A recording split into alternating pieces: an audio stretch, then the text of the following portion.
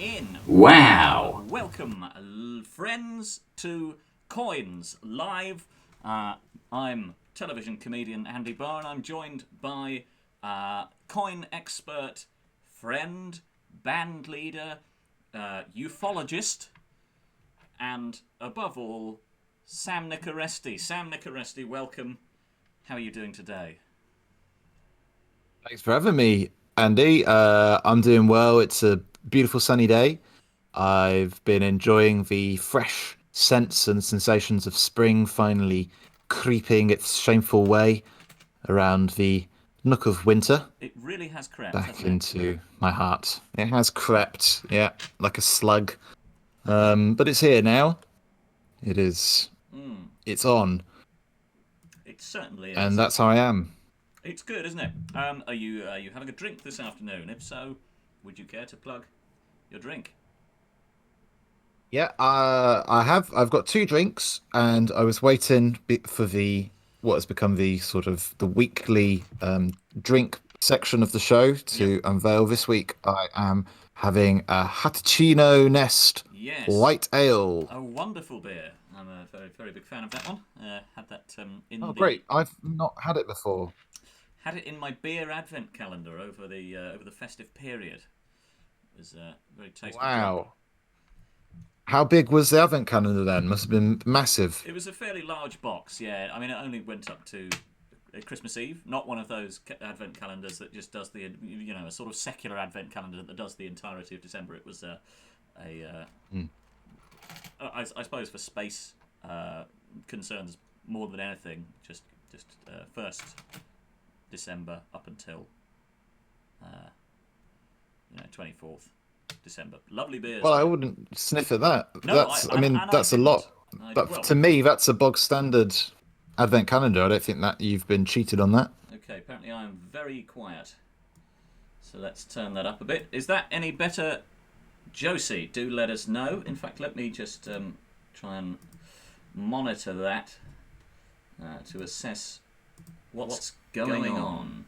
Okay. Or the mix of it. Yeah. I've pulled the mixer up. Let me just double check that it's the right audio. It is the right audio input, but let's try that.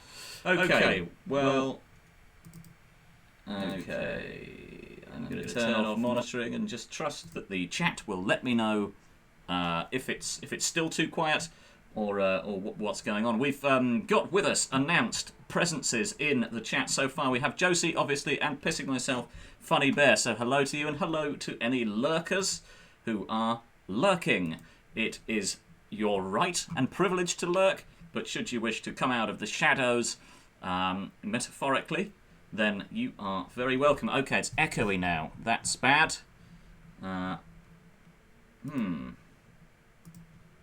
Echoey So or it's- delaying could be that you've got a double channel going. Could be. I'm not an audio expert, I'm a coin expert, but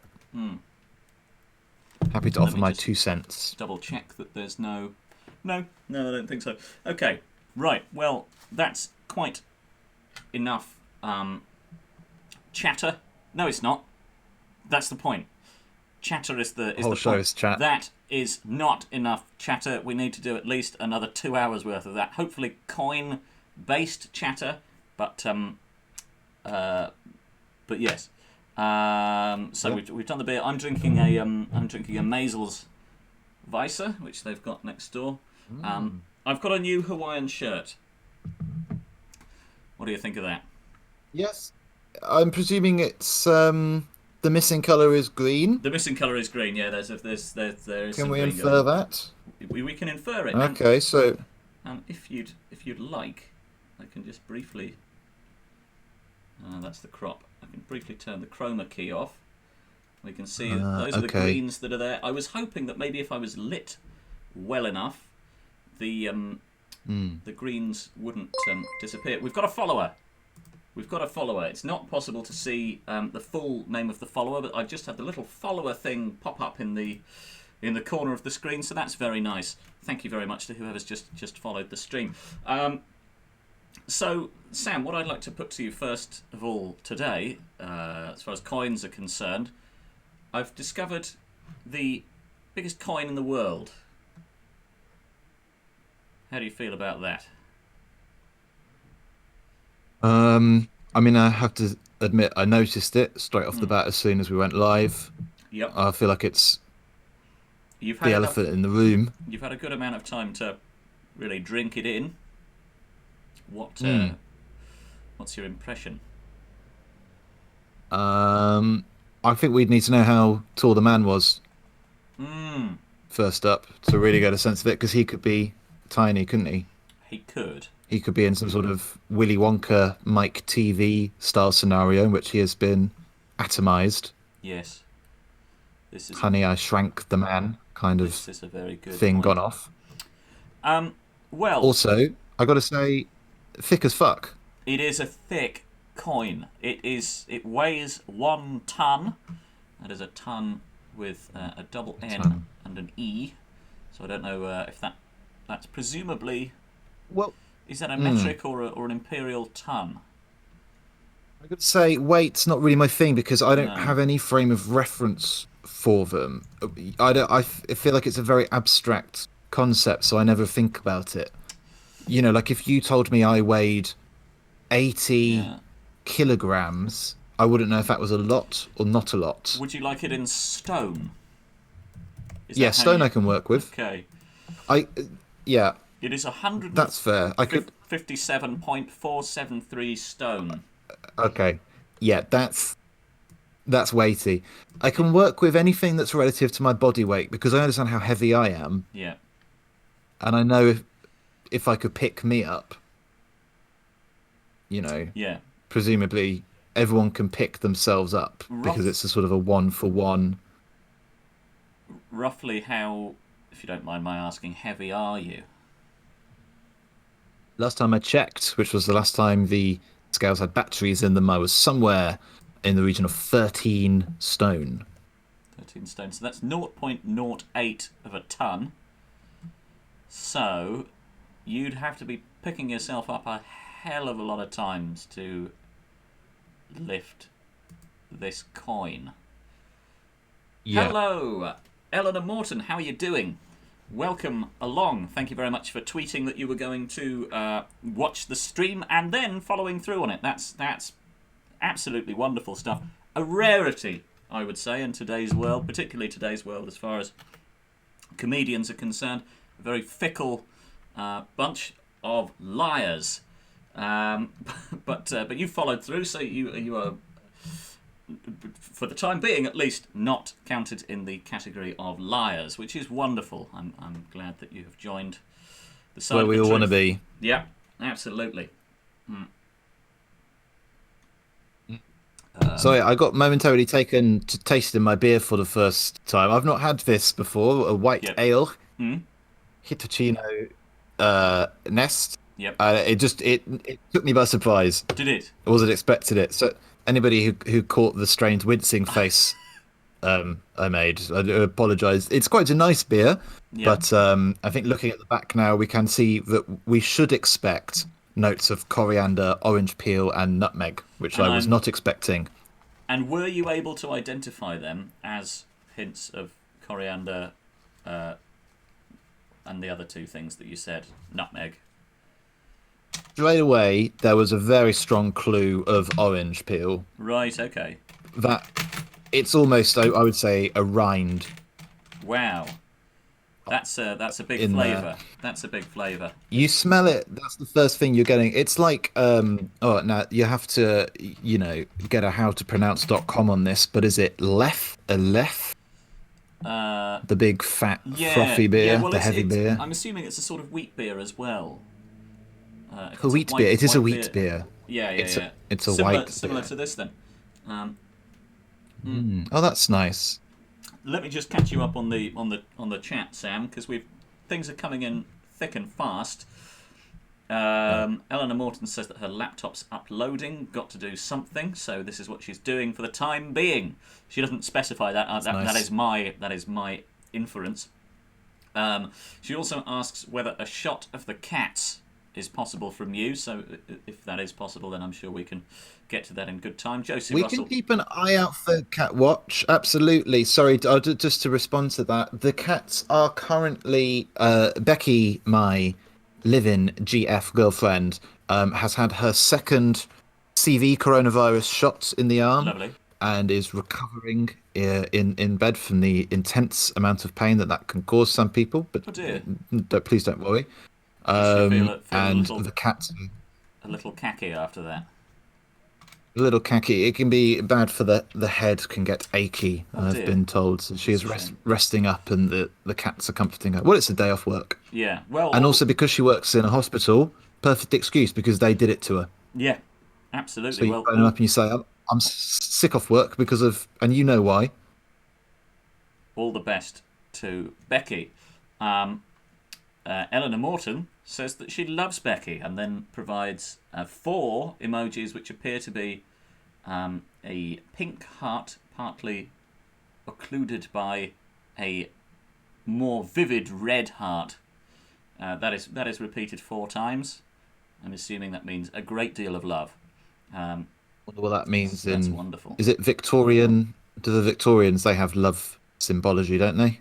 Or was that flowers? I don't know. Just an update from outside. A woman, is holding her daughter by, I'm assuming it's her daughter, by the ponytail and forcing her to look at her own face in the window of the gym over the road. That does not appear to have been a form of abuse. The child was smiling, so just an update on that. Flower symbology is what a roller coaster. Is what Eleanor Morton says. Let's have a look at some flower symbology.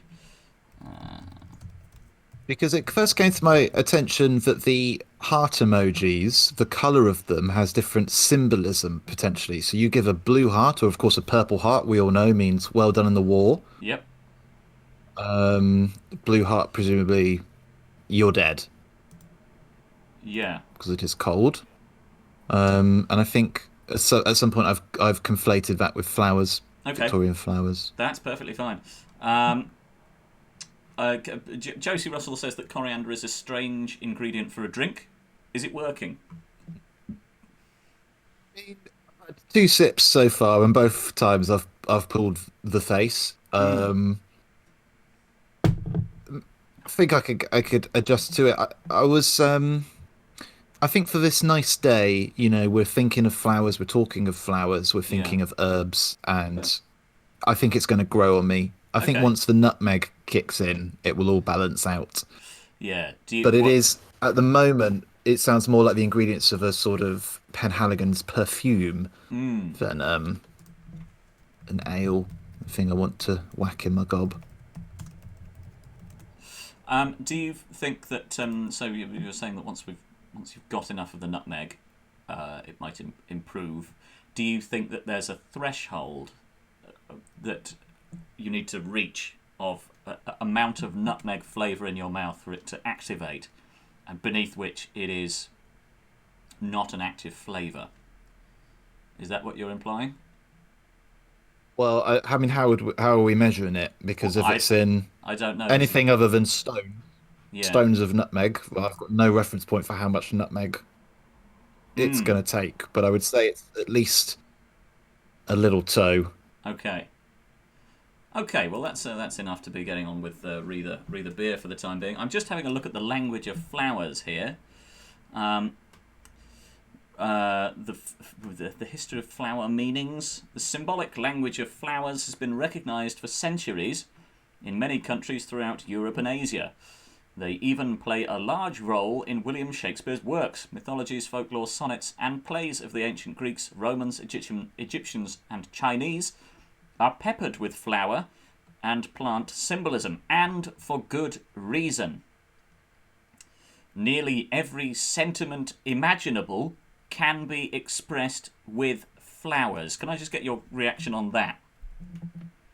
Impossible. Bullshit. Bullshit. Okay, those are strong words there. In the chat, do we have any immediate thoughts on the suggestion that nearly every sentiment imaginable can be expressed with flowers. It's unclear whether what is meant there is there will be a single flower for every sentiment imaginable, or whether you are required to combine the flowers and then they are interpreted much like I I think assume that. absolutely.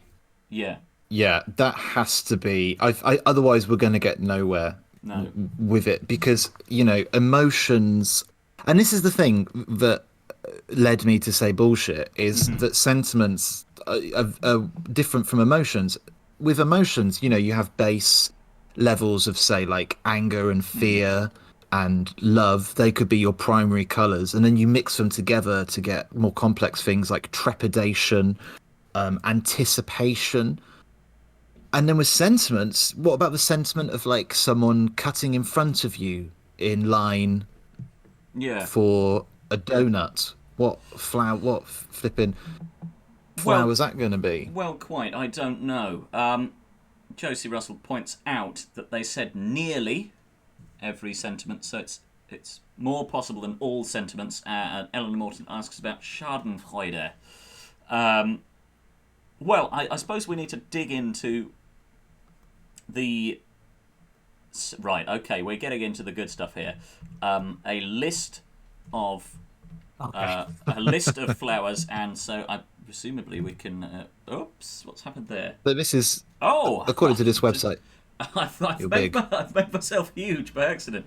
That is not. You've popped into the flower chat. That is not a setting that I knew I was able to trigger. Um, let's just pop me back down there. So I've got to do this window, make sure that that's the active window. That has not happened again, so that's good.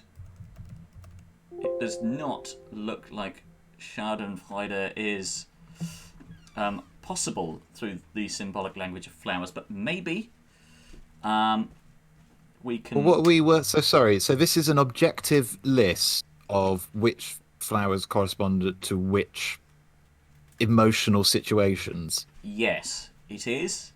Could we Uh, could we get a rundown? Could we get some? Let's just jump straight in.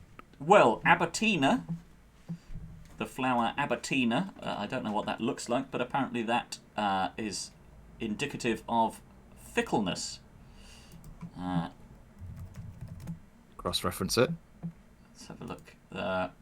There's a song. Oh, so it's this yellow thing here. And actually, the image result is from Secret Flower Meanings Defined. So obviously, this is, given that it's the first one listed, it's been covered a fair Yeah, amount. this is a flower that you only ever really see used in the context of Yeah. somebody giving you a gift to say you are fickle. There are a number of different meanings for different colours of carnation. For example, a red carnation means, alas, for my poor heart, my heart aches.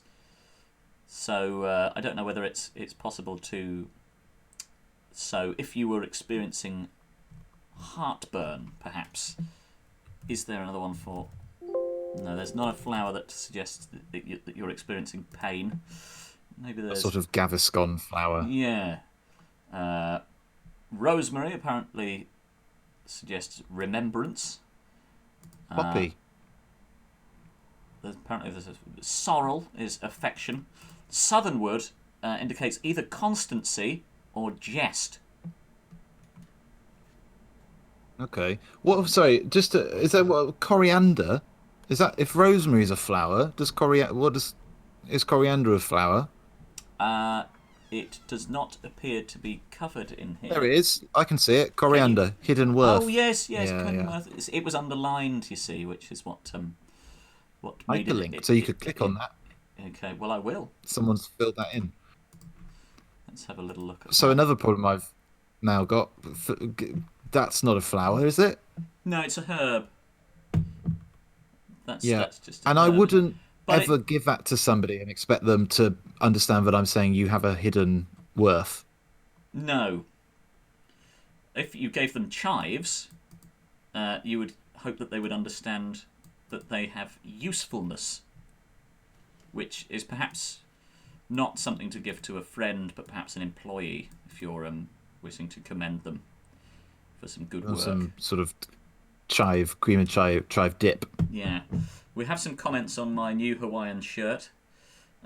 Joseph Russell wants to know what the flowers on my shirt signify.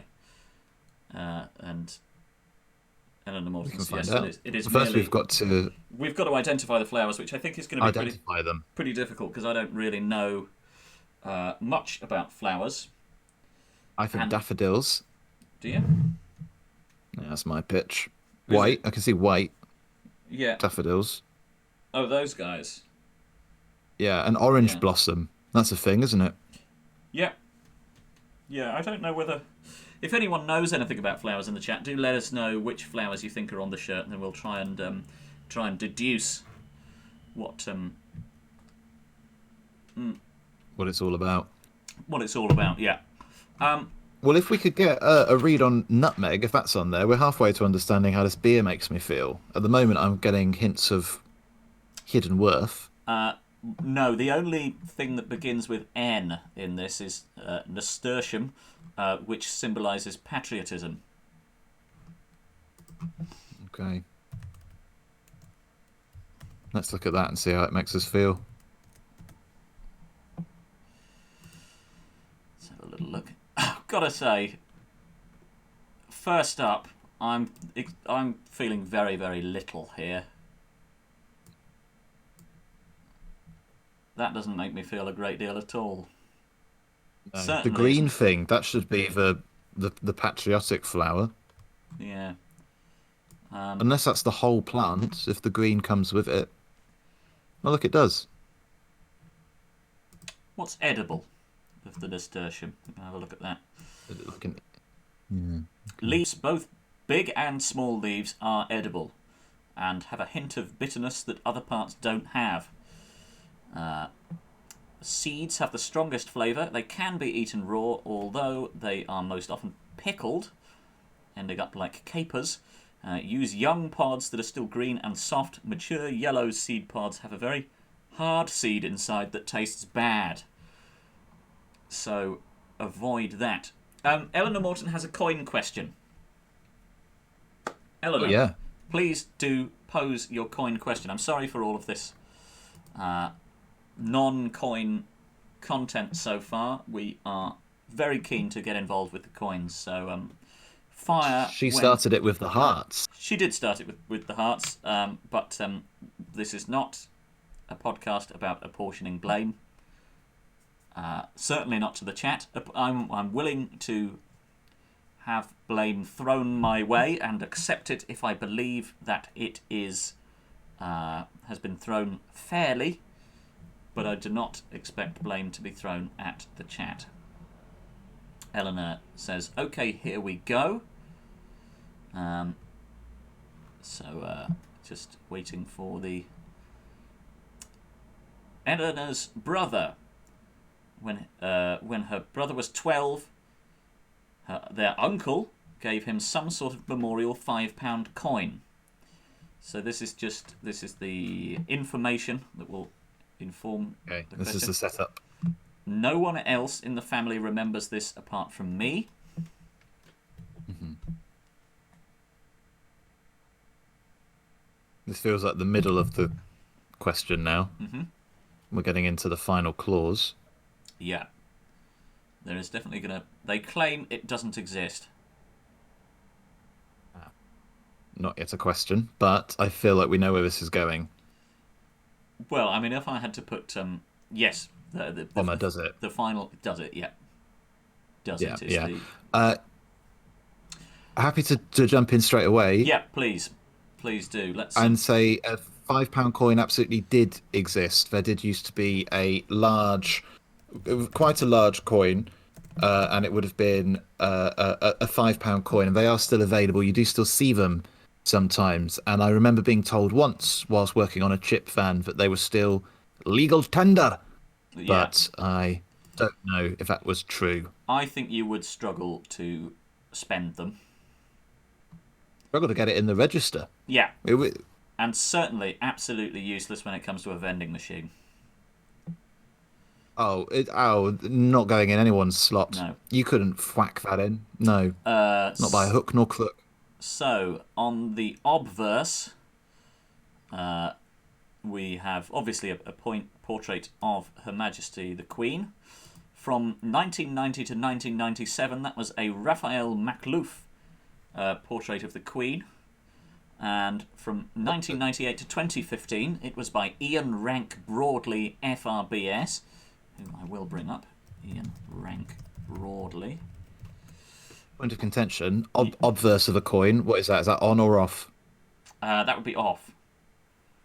Off. Sorry, offside. Eleanor. We've been working towards a complete slang nomenclature for coins, starting with 5 terms that we defined last week.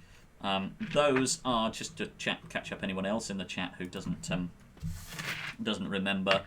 We have obviously there is a coin. It is an Australian 20 cents. That, the side with the Queen on it, the face side of any coin, is the off side, the side that doesn't have the value, the monetary value of the coin on it is the off side. This is a coin which spins on its vertical axis to display the on side of the coin. A coin that spins on its vertical axis is, by our lexicon, a verti. So that's been vertied onto its on side, the side displaying the monetary value, which is 20. It also has a platypus swimming in a sort of puddle. Any coin. Okay. I thought it was a drowning man. No, it's not a drowning man. That would be, certainly interesting.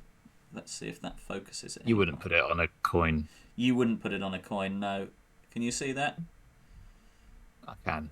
You can.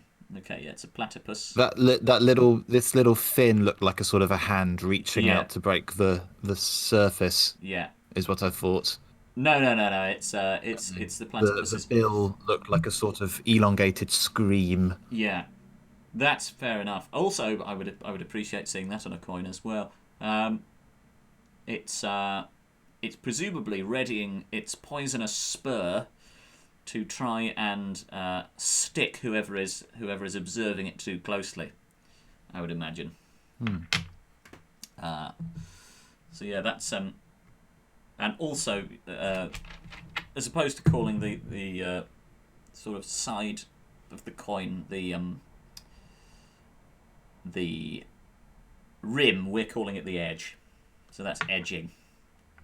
Here we've edged that. Obviously, it doesn't edge very well. Don't know what that coin is, to be fair. Let's have a look at the other side. Oh, it's some more Israeli money. Siri brought back rather a large amount of Israeli money when she went on holiday to Jaffa. Okay. And you can also hos a coin. Oh yeah, you can hos it. You get one that flips along the horizontal axis, which is quite rare. It's so far we've not seen many examples. No, we've only seen the one. Maybe. No, that's not a Hossie either. Oh, it is a Hossie. So this Moroccan coin can be hosed onto its offside there. There you go. Eleanor Who's says, that, do you reckon? who's the most famous Moroccan?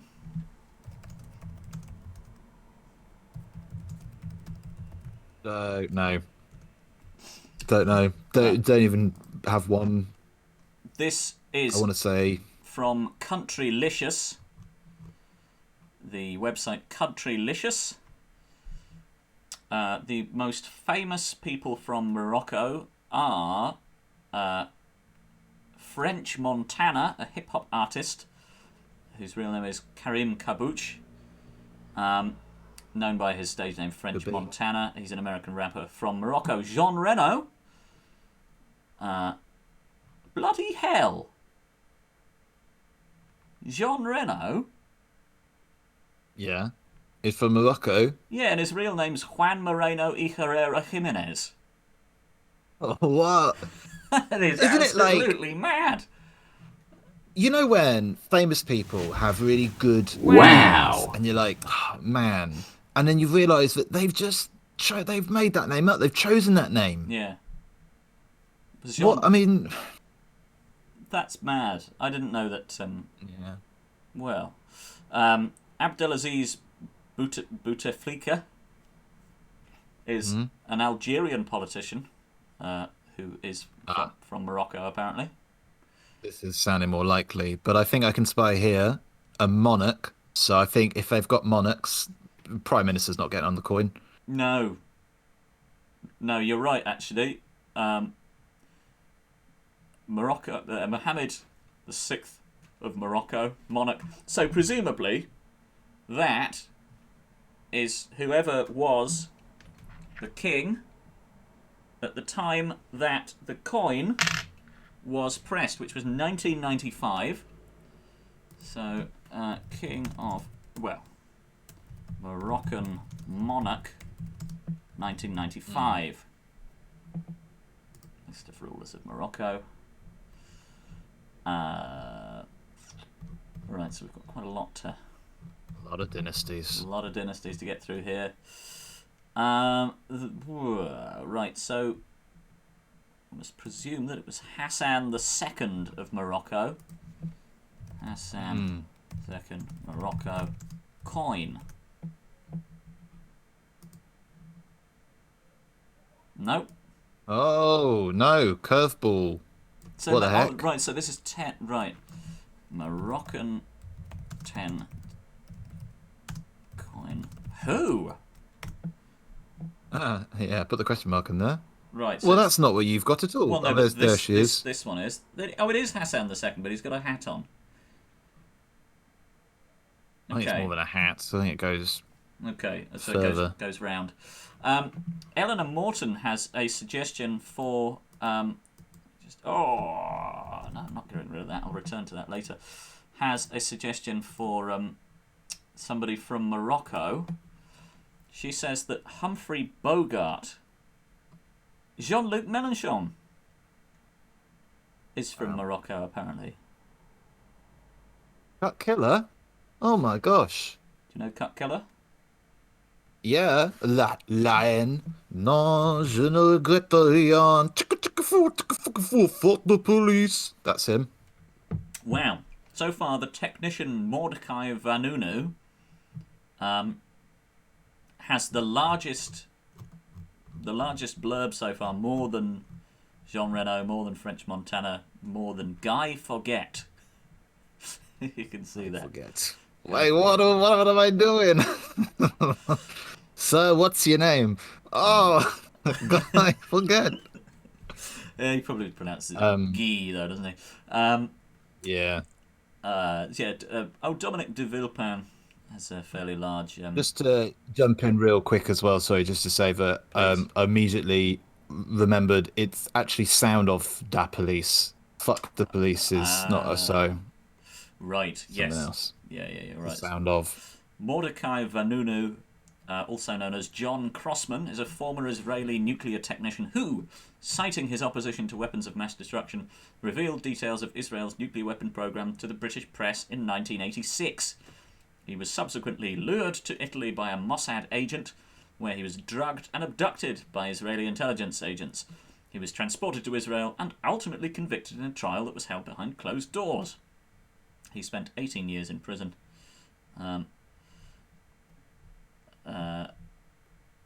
Released in 2004. He's from Morocco, apparently. That guy on a coin. Yeah, which coin do you think he's most likely? Probably an Iranian coin, isn't it? Most likely to end up on. Which side? I like that we have actually learned officially through this search the names for the sides of coins because obverse and reverse have Yeah, been cropping up. they And have. so far, we only had heads and tails to go off, which was flawed. Yeah, So that's a nice new bit of information, isn't it? I think the on and the off side is a workable sort of parallel set of terms to work with. There are a lot of I think we people. can move between the technical language and the slang language. You know, The we can slanguage like move between, yeah, Urban Dictionary and Collins dictionary. Dictionary. Yeah, absolutely. Josie Russell suggests that Laureen, is that Laureen or Yoreen? Is that, I'm assuming that's Laureen. Eurovision winner in 2012 is from Morocco. I'm just going to double check this Humphrey Bogart fact. Interestingly enough, we watched Casablanca yesterday. Ever seen it? Yes. What did you think? It's one of those films you can't have an opinion on because the it's been sort of so dispersed throughout popular culture, you know, Yeah, can have no real effect on you. I will offer an opinion. I'm going to completely refute that and say that you can have an opinion, and Okay. that I did have an opinion. I liked it very much. Case in point. Yeah, I enjoyed it.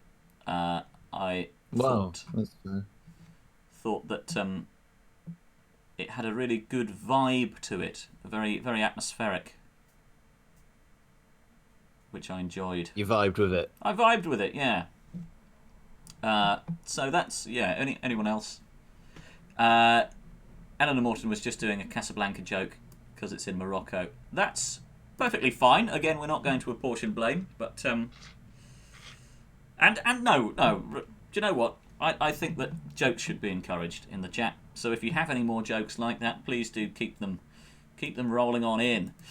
Josie Russell has remembered that they provided false information about Laureen. Laureen was of Moroccan descent, but she was born in Sweden. So that's why she's Oh. not cropping up on this list. Yeah. Any I was other? going to say Eurovision, you'd be up there, wouldn't you? Not Absolutely. you, but she would. Guy Forget is on there. Alan Badiou. Any other countries that you'd like to find out the most famous people from? Oh, ah. Or shall we head over? Tasmania, is that a country? Is No. that, we can come back to it. If I think maybe if other people, I mean, I can have a think about it, Yeah, by all means. but Ian, you know, I'm happy to. Well, who's this guy? that's the work, that's Helios from the work of Ian Rank Broadley, who did the Hmm. obverse of the British coins featuring her Madge the Q, Oh, the £5 coin. the £5 coin. That's where we What do you are. think he's most proud of? Uh, phew. £5 coin or subsequent work? He has recently completed work on one of the most important war memorials since World War II, the Armed Forces Memorial. Oh, this guy's in with the Empire, man. This guy knows all about it. Yeah. He's also. Coins, war memorials. I probably can't show this. I should get off that because that's got a sculpture of a dick on it, and I don't know whether Twitch will allow that. If not, I'm Didn't have deeply, that on a deeply coin. sorry. But it was art, so hopefully that can be. Hello, Baldy. Welcome to the chat, Baldy. Baldy, as ever, announces his presence by saying Stevenage with a question mark, and on this occasion, yet again, nothing presently being displayed relates directly to Stevenage. However, I think it is perfectly possible, if not likely, that there is somewhere within the bounds of Stevenage a £5 coin. Given that there are old people in Stevenage, and in my experience, the people who buy £5 coins are generally older persons or coin collectors who have been watching Countdown when the £5 coins are advertised. Sammy the Tammy is better than Sammy Nicoresti, says Baldy, bringing up a previous beef. Still being bludgeoned over the head for that, am I? You are. Having a You go are. at It may. mascots. I don't know quite how capricious Baldy is, but it may take some time to undo the damage. done by that. Well, I'll tell you what, Andy. Let's find out what flower we would have to get him to, I don't know, demonstrate that we are aware of his capricious nature. Right. Okay. So you weren't seeking a flower of forgiveness or anything like that.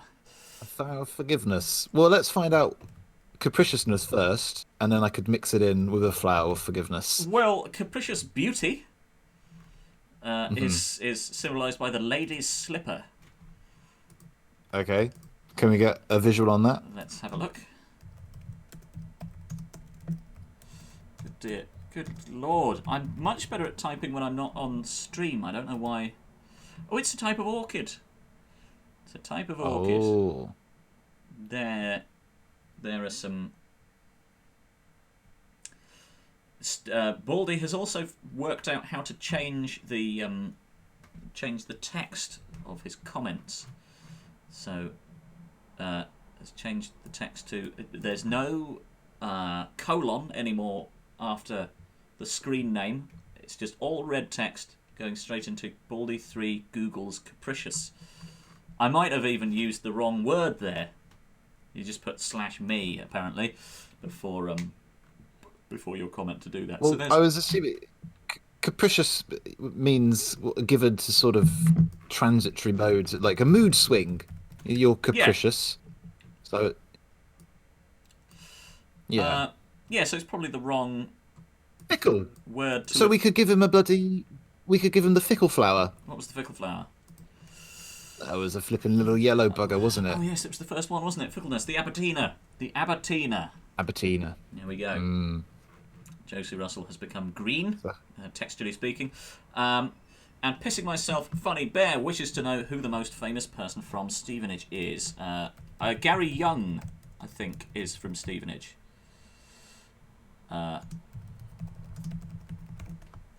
I believe. Lewis Hamilton Let's confirm probably pips Gary Young there, unfortunately. I'm interested in learning about why Stevenage is a utopia. Well, I'm assuming it was one of those more recently New towns. designed, yeah, Ed Westwick Like Milton Keynes. from Gossip Girl and what else has Ed Westwick been in? That something else, some other I stuff. don't do actors. Ashley Young, Jack Wilshere, pair of footballers. Kevin Phillips, a third footballer. Leslie Phillips, actor.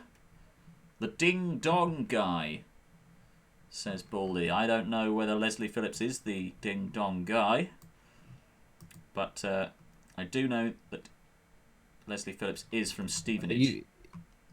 You start typing Leslie Phillips into Google, you will get suggested to go all the way down to Leslie Phillips Ding Dong straight on. So I'm just going to apparently he's in Harry Potter.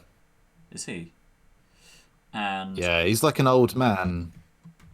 It's one of those old guys. I saw that he was born in 1924, so I think I had concluded that he was.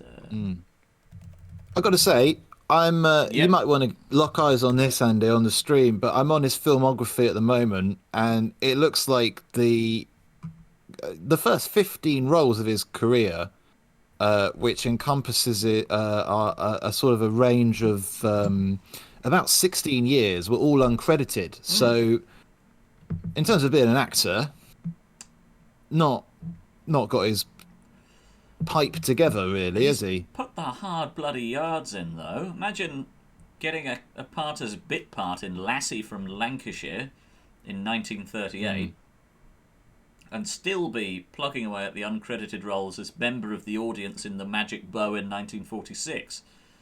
And then still Yeah. audience member in The Red Shoes. My favourite one, of course, is Boy Doffing Cap at Parade in The Four Feathers. I don't know if we can actually... Remember that as the iconic.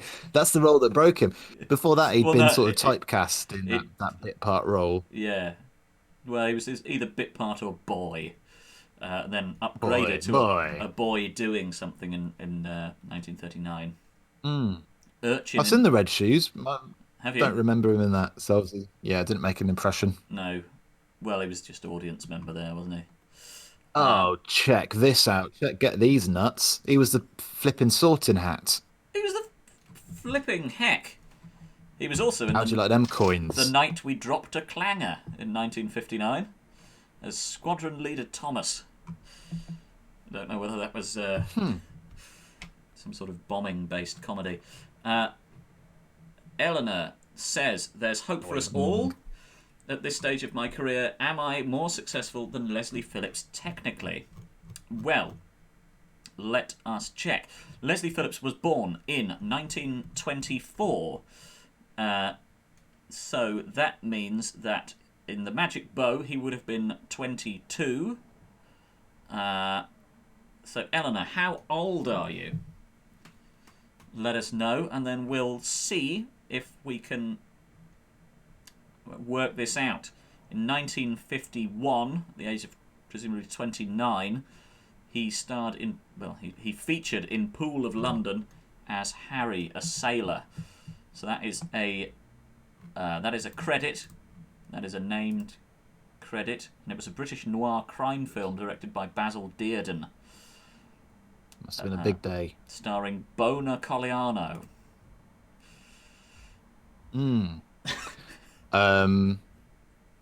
Well, very good. And quick update on The Night We Dropped a Clanger. Yes. Not much information on it, but the plot seems to involve midget aircraft and a farcical mix-up, and Andrew Sachs was in it as well. So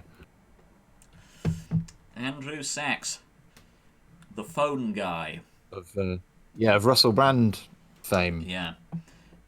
Eleanor Morton lies after earlier on stating, earlier on arriving in the stream and that being evidence of a truth being told on her part, now resorts, unfortunately, shamefully perhaps, to lying. Baldy has cancelled me for asking Eleanor's age, and has used a little emoji for that. So I am now cancelled. Hopefully by the end of the stream we'll be able to uncancel me, but I don't know whether that will be possible. But if we are going with Eleanor Morton's false age, then Eleanor, have you had a television or film credit, a named credit by this time? You've had television bits. Have you done a film? Do let me know. Have you played an urchin in Baghdad? He was in The Smallest Show on Earth. Which doesn't sound like much of a claim. Looks raunchy. As established, The Night We Dropped a Clanger. A Weekend with Lulu.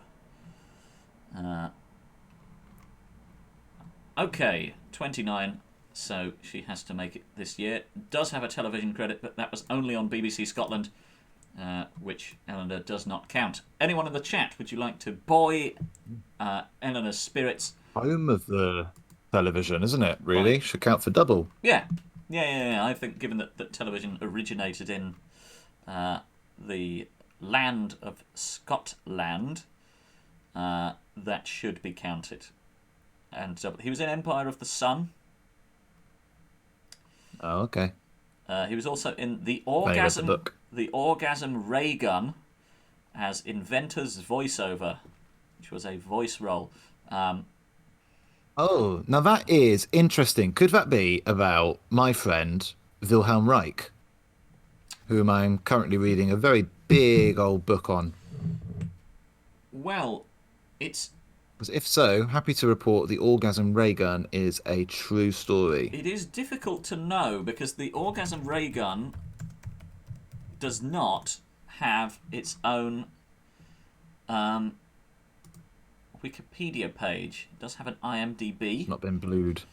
It was directed by Martin Gooch and featured Justin Barrett, the aforementioned Leslie Phillips, and Lionel Haft. And there appears to be very little information. There is a review. Having been witness to several short films by Mr. Gooch, I can honestly say that I cannot wait until he breaks into feature films. The verve, energy, and humour displayed in this Arthur's Amazing Things, The Curse of Ian Spatchcock, The Horn, and Eddie's Sticky End, to name a few, is very rare in today's cinematic climate.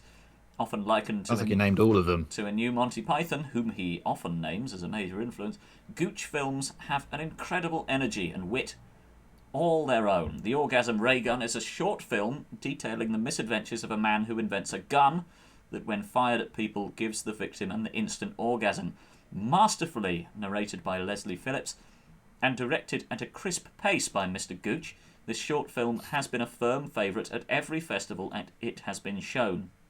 One can easily see why Mr. Gooch has been a multiple winner of the BBC's talent competition, and this short leaves you wanting more. It had a budget of 9,920 Great British pounds. Wow. A lot of that probably went on the gun. Yes, the development of the gun, presumably a huge expense. Mr. Martin Gooch is that's his he's directed 10 episodes of Hollyoaks. In the chat, someone says Doterman, and Eleanor Morton says, I wish it was Doterman, and I don't know what that is. So I will await clarification, or if none comes, forget it entirely. Baldy says, Hell haft no fury like a Lionel scorned, referring to Lionel Haft, the other person who featured in the Orgasm Ray Gun. Josie Russell points out that it sounds like Mr. Gooch wrote this review under a pseudonym. It does a little, doesn't it? And the pseudonym that he used was Wolf Gifford. Let's see if Wolf Gifford has written any other reviews. Indeed, just to interrupt the stream very briefly to announce that I am now officially an uncle. I've been unkified. Wow! Let's get some yous going. Congratulations. Let's get some yous going in the chat for that. Yeah. Please. Whereas sisters successfully birthed a child out into the open air. Open air. Well, I suppose given that there's so much COVID going around in the hospitals, it's probably a better idea to birth it into the open air as opposed to birthing it inside a hospital. Yeah. Well, it's in a box, I think. That's I'm being shown a picture. It looks like a hospital, and it's inside some sort of sealed box. That's what they do, apparently. Put them in a box. And there is air getting in, right? Get them used to it. Yeah, there'll be air. Yeah. So congratulations. Well, that congratulations has very much been echoed by the chat. Baldy3 says congratulations, forgetting entirely his vendetta against you for saying that Sammy the Tammy was shit. Josie Russell offers a congrats and then a U. Baldy also gives us a U. Pissing myself following up with a U. And Mr. _Tom_ Burgess has also offered congratulations. Congratulations, Sam. Eleanor Morton says congrats, Sam. More congrats. Ruffled Bricks. Hello, Ian Lane. Welcome on board. Has raided with a party of 7, so it's lovely to have you with us. We're down a rabbit hole. However, that rabbit hole has been interrupted, presumably by some sort of mechanism which allows us to punch up to the surface of the Earth. And congratulate Sam Nicoresti, our guest today, for now being an uncle, which is wonderful. Obviously, the stream is supposed to be covering coins, but at the moment we are looking at the film reviews of somebody called Wolf Gifford, who reviewed a short film called The Orgasm Ray Gun, which features Leslie Phillips as the voiceover. So that's where we are. Interested to see if you can follow this train of thought all the way back beyond Leslie Phillips, what we were originally talking about, because I don't think I could go beyond Leslie Phillips. Leslie Phillips. If we were stuck in this warren and attempting to escape, as the air rapidly runs out. Leslie Phillips is from Stevenage.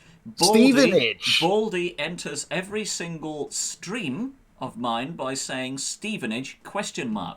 And before that, we were looking up the most famous people from Morocco.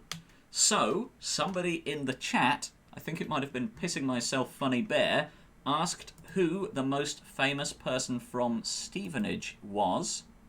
So that got us on to... The reason we were looking up the most famous person in Morocco was because we were trying to work out who was on the offside of this. Wow!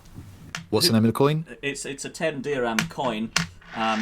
So Dirham. if we hozzy it onto its offside, we find that is Hassan II, the King of Morocco, in 1995 and other years as well, either side of the year 1995.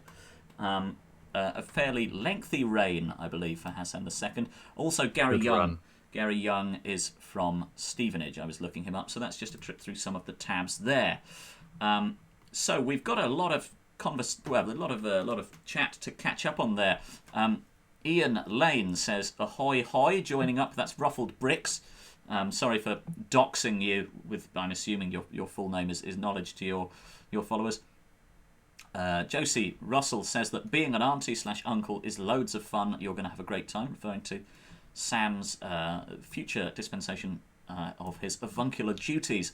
Ruffled Brick says, can we really congratulate him for being an uncle if he had no influence in it? Baldy says Stevenage. Tom Burgess says Stevenage contains some of the highest street lamps in the UK.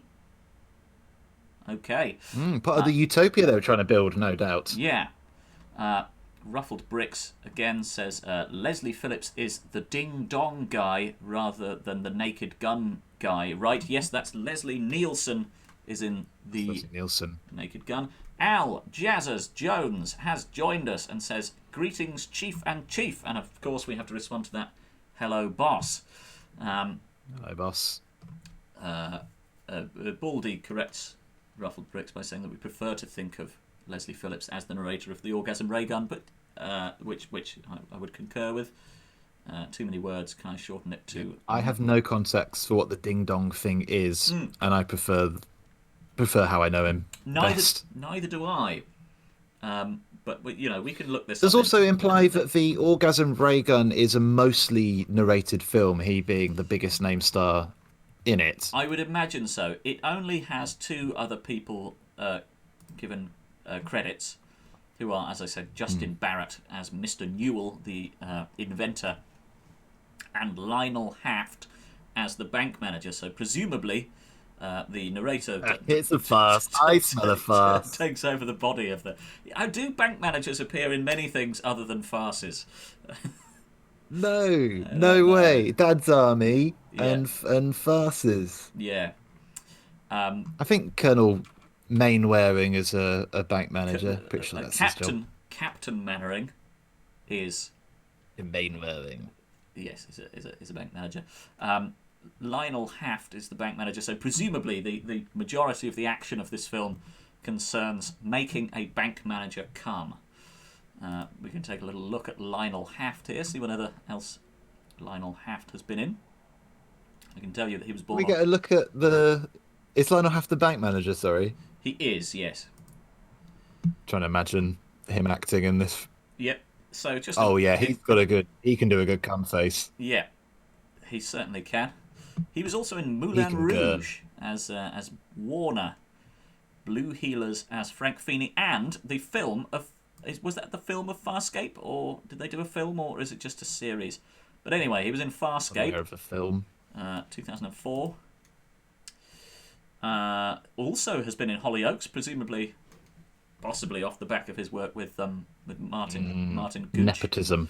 Yeah, Gucci has brought him in. Casualty as Vincent Sorted Farrell, it out for him. Edgar Simmons, and Donald McDuck, radio DJ, in a 1988 episode, Welcome to Casualty, which It's not what you'd say. No, you'd probably say, sorry, you're in Casualty. Yeah. He also featured as Harry Gold in EastEnders. He was in Newtrix, Heist, The Bill. So pretty much, he's done. Many of the gigs in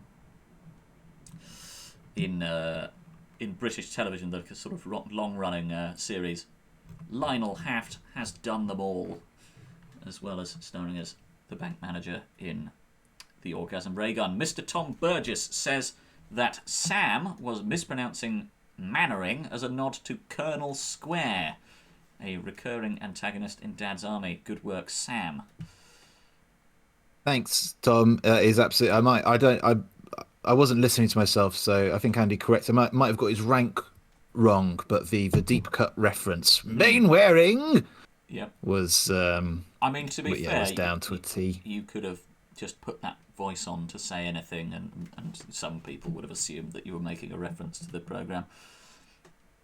You're right. Yeah, I will in future try to remember to do more impressions as we move through the world of coins. Absolutely. But speaking of which, would you like to... I don't think we've had a coin from you yet, have we? We have not. No, my box remains uncracked. Well, here it is. Let's crack your box and bring out a coin, shall we? Open it up, and maybe we'll just do it randomly like this week. See what happens. Usually, I kind of span them all out and have a look. This is okay. I think we might have had this one before, so apologies. Well, but absolutely no it harm is in a 50p new pence. 50p new pence. And yes, it may not look. And actually, Andy, I will tell you, you won't have seen this because I showed this to viewers whilst you were in the can. Right. But it looks at first inspection like a fairly rudimentary, basic Britannia. Yep. Which is the terminology we use. But if I were to compare it to, for example, this Battle of Britain 50p, you would see that the basic... Care to bring the 50p's into the view of the camera? Yeah. That would be wonderful. Sorry, I keep forgetting that it's inverted. Yeah. So it's larger. It's larger. Okay. So you've got the Battle of Britain there and the basic Britannia, and you can see if you were to try to eclipse her eternal beauty, you would be able to, except for the rim, which will shine forever through. Yeah. I mean, you say shine, but actually the larger of the 250p's is significantly duller than the Battle of Britain. Is that due to the age of the... That is. Yeah. Happy to flip this around onto the off. I verted it onto the off, and you won't be able to see this, but it is a 1977 mint. But you can see we are looking at a fit Lizzie. Wow. Which is my term for when the Queen is looking particularly dashing. Right. Would you be able to give me the name of this coin again? We can find out who did the portrait that is on the obverse, or the off side of the coin. Yeah, it's a new pence, so it's a fairly standard. So this isn't actually a special coin, this is just an old coin. Okay, what's the year? 1977. Okay. DG Reg. Online coin. And that's Latin, that's not the name. .club. It is a crowned and draped young bust of Queen Elizabeth II facing right. Effigy known as the second portrait by Arnold Machin. The Queen wears the Girls of Great Britain and Ireland diamond tiara, a wedding gift from Queen Mary, Her Majesty's grandmother, in 1947, which she also has on the rank Broadley thing. The Ian, not Queen of this country, was she? The Ian Rank Broadley coin, which we I don't know if we still have Ian Rank Broadley's page open. No, we don't, but that's all right. We also have the Old Farmer's Almanac webcam in Dublin, New Hampshire, open on another tab, which was from the flower meanings tab. I will probably get rid of those.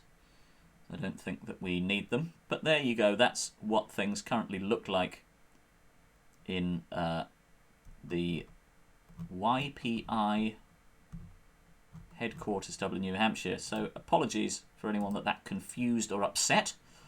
But it's always good to keep people updated about a range of things to ensure that there's at least a nod to a holistic understanding of the world. Eleanor Morton notes that Lionel Haft was in Moulin Rouge. And Warner. Baldy asks whether something commemorates Star Wars 1977, I think. Is that what we're getting at? Could be. I mean, is there a Star Wars coin? I don't think so, because I don't think Americans muck about with their currency.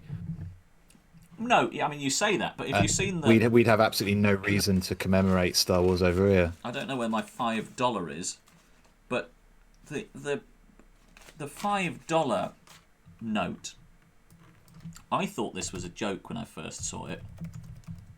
They call it a bill, don't they? It's never a joke. This. Look at that fucking word art 5. That 5? Like, Yeah, what the hell? It's like Channel 5, isn't it? it's ridiculous. That's like a promotional tie-in. It's absolutely ridiculous. I was stunned when I saw Specimen. one of those. I've got one. I think it's downstairs somewhere, or has otherwise absconded somewhere in our house, which it's perfectly welcome to do. But it just looks like a complete... That is bizarre. Fucking joke. Monopoly money. And I think that the 100 also has that as well. No. Yeah, yes. It looks... Yeah. It really looks like someone has just... Like... Well, I think that is a preset you can get on Word. Put that in Photoshop. That gradient. And... It's like that desert one they do. It is absurd. Anyway, yeah, Josie horrible mismatch of fonts. Josie concurs that the 100 is the most clip art of them all. So there, I mean, I'd like to. I don't know if perhaps this could be a new feature of the stream. I would like to condemn that to the Hall of Bad Money. If you're willing absolutely, I'd love it. I mean, I think you have to mock up a little. I think that scene for that. Yeah. Okay. Well, I'll do that now. Let's have a new scene. Call it Hall of Bad Money. Wow. And we're going live. We are going live. I mean, I'm not. Can't believe us. Yeah. So that is just basically a visual reminder for me to do it for next stream, probably.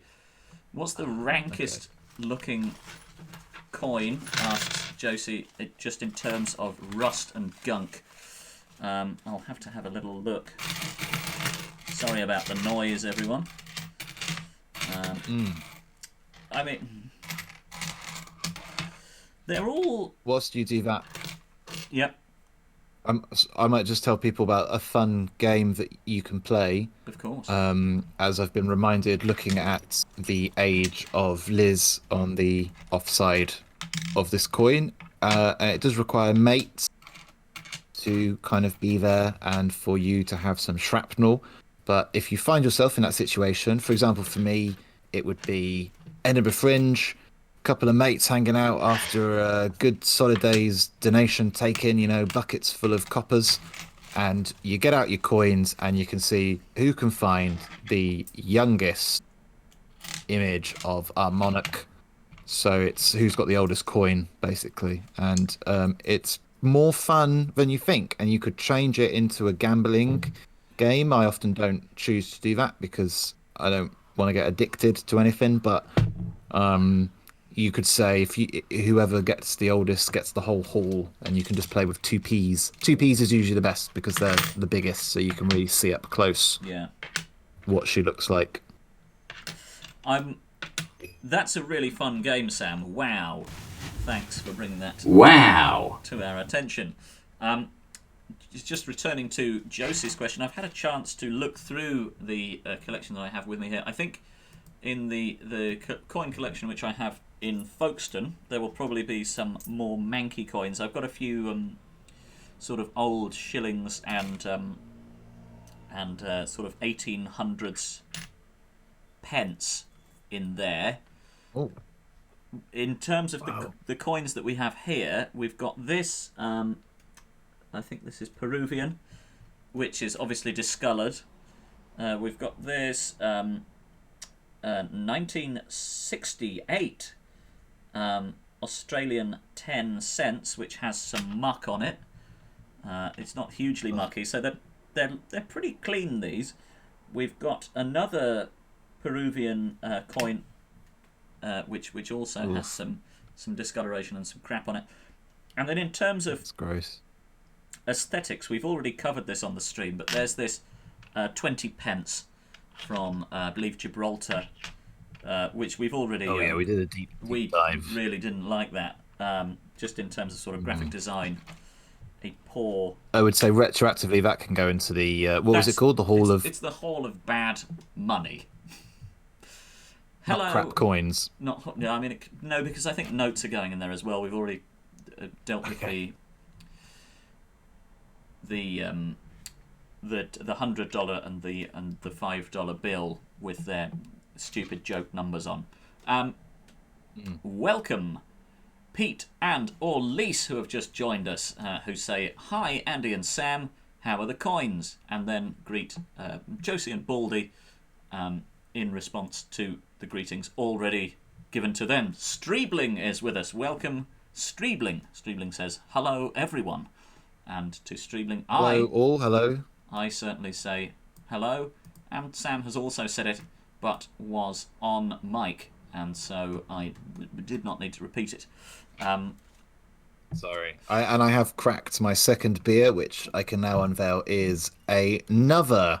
You got two of them. I got two of them. Sorry, I forgot to look at. It's called a Hitachino Nest White Ale. There was an offer on it. Was 2 for £5. Wonderful. I don't know how that would correspond to other people's offers and deals. If that's a good deal, let me know. I'd take it. I bought it principally because it has some It's got the nice owl on. Nihongo Japanese on there and a little owl, which I like. Yeah. So The nice owl is nice. Josie asks, and I indeed was going to ask as well, have you acclimatised to the tasters yet? yes, I like it now. It's Well, good, that's- and it has that left kind of base Flavour. kind of tipsiness flavor. Well, I'm just going to say like the alcohol sits Right. quite nicely Yes. in your chest and not in your head. It's a body high. Wonderful. So Well, I've just finished my cheers. Mazel's Weisse. Baldy asks whether I got any cans of Fru relating to a discussion on the Thursday night football stream on Thursday. And no, I did not. The bottles of Fru were available, but I did not opt for any of those because there were two new beers in the shop. So there was the Mazel's Weisse, which I had, and now I've had Veltins before in its draft format, but I've never had it bottled. So I'm having a bottle of Veltins now, which I'm looking forward to. Let's hope it doesn't let me down, because that would be a What shame. beer is it? It's just a lager. Just a lager. So after the intense flavour profile of the Weiss beer, we are heading over to a more simple affair, a lager. Yeah. Baldy asks, is the Veltins mit Guarana? I don't believe it is. I think that would be very strange. Rauai C&A Veltins Gravenstein. Site 1824.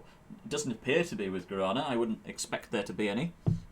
So I will admit to being slightly slightly stumped by the question. If you've got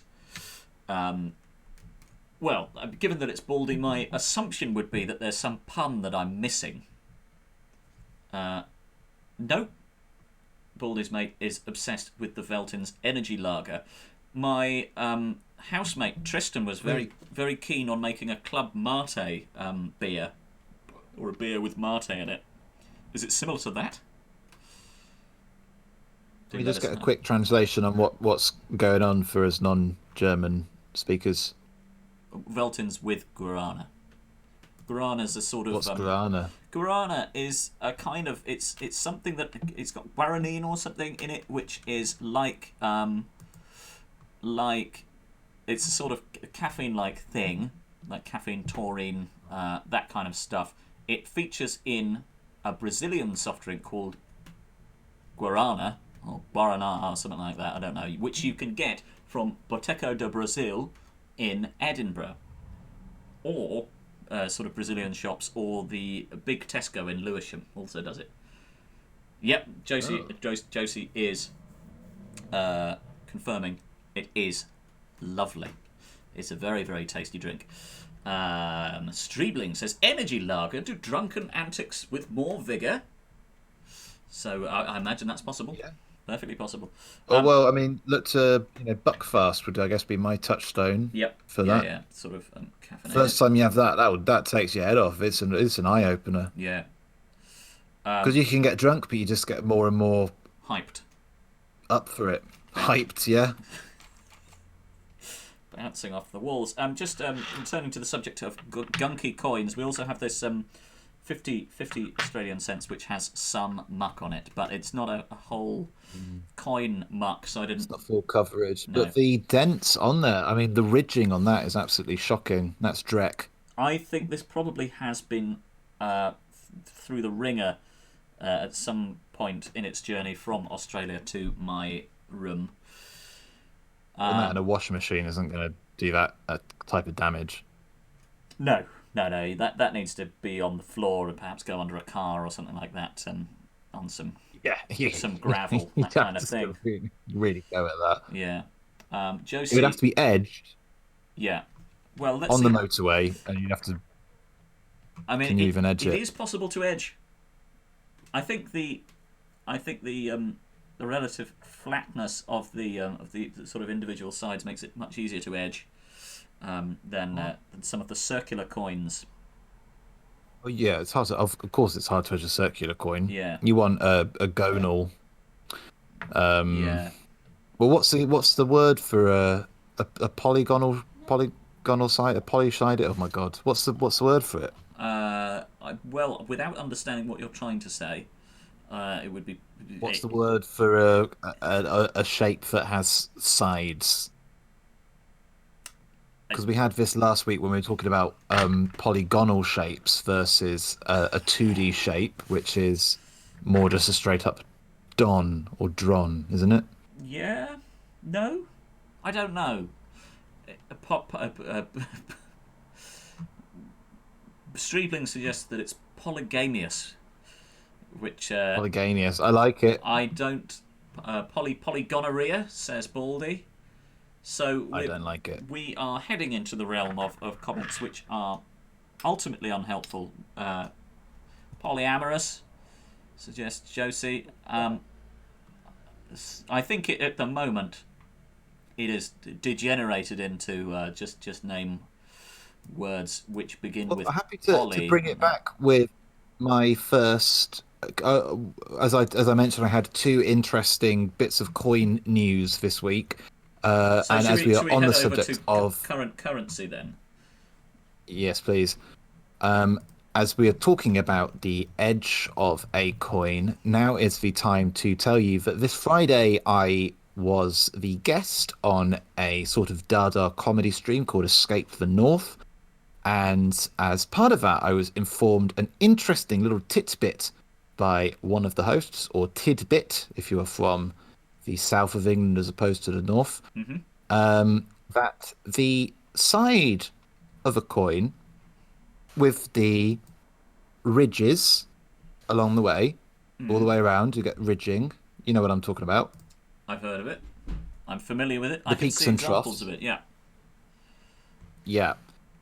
Well, we were discussing, does that have a name? And we didn't know, but he did tell me that the person who introduced that to coins, and the reason being that in the old days you have a coin made of silver and people will just chip bits of silver off the coin, and so they introduced these colourful ridges around the edge, which would have been called what's the name for when castles do that?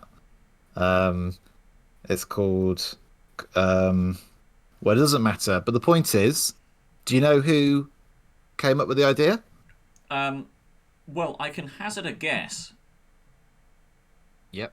Well, I say hazard a guess. Baldy has suggested a name which seems to be, as far as I can tell, inspired by absolutely nothing else in the in the chat. I've accidentally highlighted Tom Burgess's name, so I can't actually see it anymore. Baldy has suggested Isaac Newton.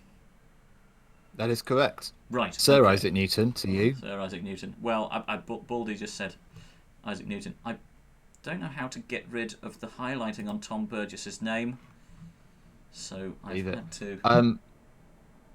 Yes, because Sir Isaac Newton was once manager or honcho in chief, boss of Bank of England, and also happy to announce as part of this breaking news story that I have just remembered the word my brain was scrambling for was crenellations. Crenellations, the crenellations around the coin, the ridging of it. And then during my Saturday, I went away and did a little bit more research, and I'm now happy to announce that the word for the ridging around the rim of a coin is called reading, as in Moses in thee. Right. Moses in... Which would lead one to believe that the ridges are actually known as reeds. Wonderful. Sorry, I'm just having a little bit of trouble with the view in OBS. I cannot see the chat anymore due to attempting. I can see it really small. Attempting to get rid of the highlighting around Tom Burgess's name, which had come up rather large. It has gone badly since then. So that's scene transitions that I need to try and get rid of. I could just tell you it's mostly, but yeah, crenellate. A lot of people suggesting crenellations and crenellating and so on. Turrets was wrong, and Pete and Orlease was right that it is called reading. So the chat actually ahead of the breaking news story there, as ever. Sort of the social media age tend to usurp traditional media. Yeah. But you still come eventually to us for the authority and the deft. Fuck's sake. Got it back? Yes. To an extent. I had to bring up Tom Burgess's... Oh, he's still fucking there. This is really cheesing me off now. Okay, I've got it. I've got it. It's okay. Everything is fine. But I still have to... Good grief. Terribly sorry about this, everyone. Okay. That's all right. Oh no, the problem has come back again. Oh, this is the... People still sort of chatting about the reveal, if you want an update on that. That's fine. That is fine. And just to let people know, whilst we're experiencing technical difficulties, do stay tuned, because I have another piece of far more revelatory breaking news coming up. Oh God.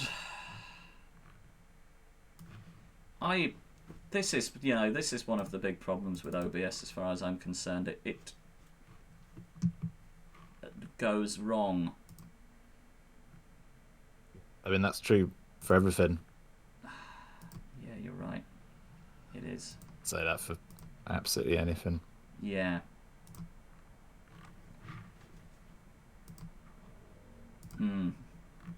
Well, I'm just going to pop it down for a bit. If you can tell me what's going on in the chat, and then I can kind of respond to that.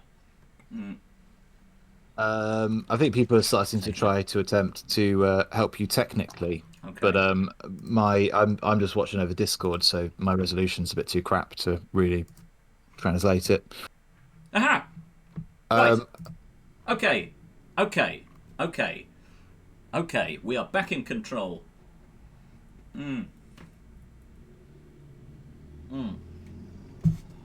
Well, that was current currency segment of the stream.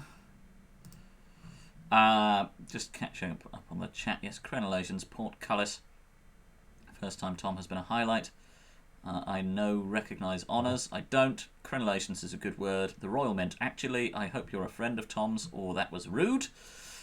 Sorry, I didn't mean to spoil the reveal. Peter, you've lost the reveal. I bet it looks good. It didn't look good. It was obscuring the chat, meaning that I couldn't respond to my friends and viewers. One and the same, friends and viewers. I did have the chat as a dock, but I was attempting to dock it with the main OBS display, at which point it kind of got lost, and now we're sorted. What's the word for that? The mixing of friends and viewers in modern and so parasocial. Yeah, well, yeah. I don't necessarily know whether it's a parasocial. Maybe it is. Not at this level. No, no. Give it when it's mostly people that you know by name and have met, and would call friends. Straight up social. Do you fucking know what? Do you? Do you know what? What? Sam, I have discovered another Aussie coin. Wow. Oh. It's another Hozza. Oh. It's not a Verti. Okay. The 10 centimos Bank of Peru coin, see there, is a Hozza. Oh. Not bad. Not bloody bad. So our sort of young theory as of last week, which I think we possibly disproved last week, that it was confined to sort of Arabic coins where they read in a different direction, is absolute bollocks. A great theory based on sound reasoning, however, unfortunately rendered obsolete by facts, as this. No, but that's great. 10 centimos coin, which, I mean, obviously we've already dealt with a couple of Peruvian coins, and this one... Wow, so there's an inconsistency in the... There is a complete inconsistency, because that requires neither a Hozzy or a Verti. What? No, you must be... You're holding that the wrong way. Come on, lads. Orientate it by the year. Well, if we put the year at the bottom... So the year's at the bottom there. You see that? 1990. Confirmed. 1993 at the base. Yep. So, do you want me to Hoz or Vert that? Oh. Vert it. Vert it. Vert it. Hello. What? Yeah. It was a Hozzy. A Hozzy. And a twin tail. Okay, so let's start from the base position on the offside there. Mm-hmm. And you want me to Hoz it? Hoz it this time. Oh fuck. Yeah. I thought, what the hell was... You thought it was going to be on its side, wasn't it? You were just holding it the wrong way around the first time. Yeah, no, I was just stupid there. Yeah. That's what I was saying to you. It's a Hozzy.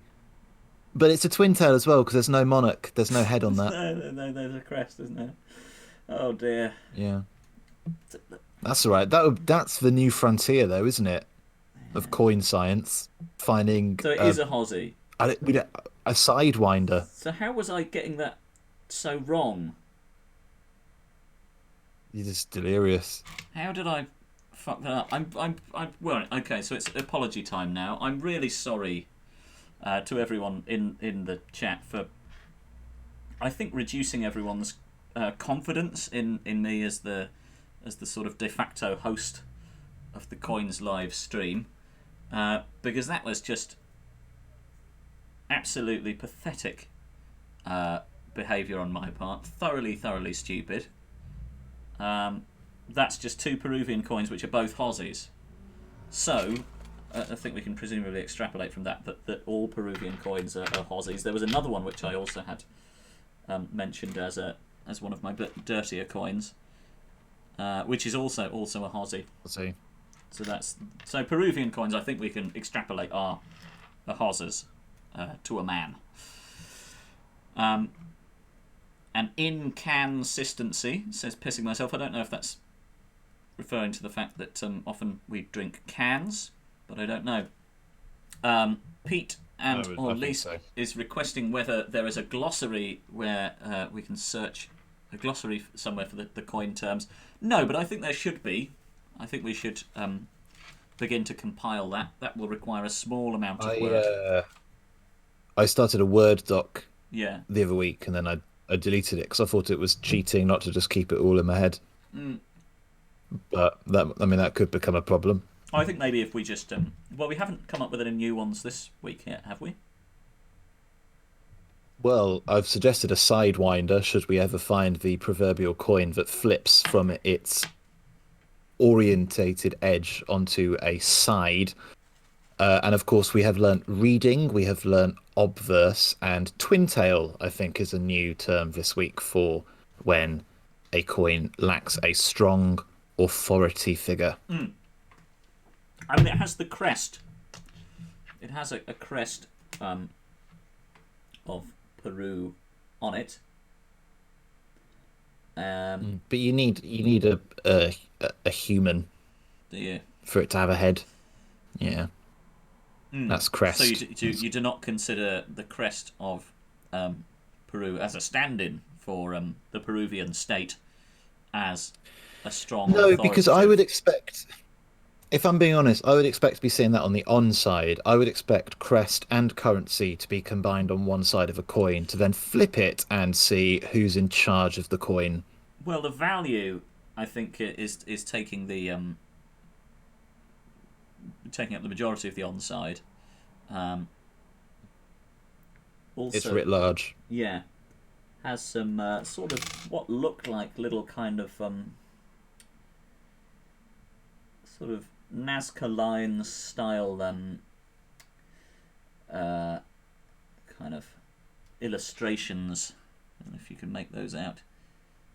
Just there you go. They look like trees to me. I wouldn't have said Nazca lines. Oh no. Okay. Do you see what I'm saying? Yeah. Are you digging what I'm laying down? There is. I don't really have the correct terminology to describe it, but I want to. I do. No. I'm with it. Josie does not like the lining of the value side. Obviously, this one's a mucky one. Yes, so on the 10 centimos coin, Josie is saying that there's too much empty space at the top, which I am inclined to agree with. I mean, it's a very bolshy 10, isn't it? It's a 10 that rather insists upon itself. Yeah. Obviously, and I a little bit of from. I know we talk about it sometimes, but as a graphic designer, from a graphic design standpoint, the spacing on the 1 and the 0 is making it look off-centered as well, which is displeasurable. Yeah. Well, on the 20, you can see that has been augmented with an asymmetrical set of dots. Is that Braille? Could it be Braille? Could well be Braille. And if so, why only on the 20? Well, are blind people rich in Peru? This coin is from also 1993. Whoa! Wow. Okay, so the khaki of the two coins is from 2006. So the older coin has the sort of Braille, what we're assuming is Braille, on it. The younger coin that does not. Just has this big 10. Something changed in the something has changed political atmosphere of the Peruvian mint, which does seem like a step backwards as far as I'm concerned. But maybe it does, and also interestingly, to say blind representation in currency. The reading on a coin, which is what we were discussing in breaking news, current currency. The reason we still have it, because of course originally it was there. Let me just show the reading on this. was to stop people chipping away the precious metals. But of course, now money has no inherent value, and these are not made from precious metals. The reason they keep them is for blind people. Oh. So you can run your finger round the edge, round the rim, and by counting the number of crenellations, which looks to be quite a lot, Yeah. you can tell what you've got in your hand. Wow. That's pretty good. Thanks for that info. That good, useful info, Josie. Well, we've already covered Josie's comment about the lining of the value side. So I've just displayed both the on and off side of the 10 centimos coin. Don't know if that inspires any thoughts in you. If not, we will move on. It is now. Just to say, it doesn't really leave me very certain of where we stand, because I often think, part of having a head-tailed coin is to give a very definite sense of what's on and what's off. And I think with this Peruvian double-tailed currency, if you were to lay that flat on a table, I wouldn't be able to tell you what was going to happen when you flipped it over. What, so you'd like there to be some sort of spoiler as to the...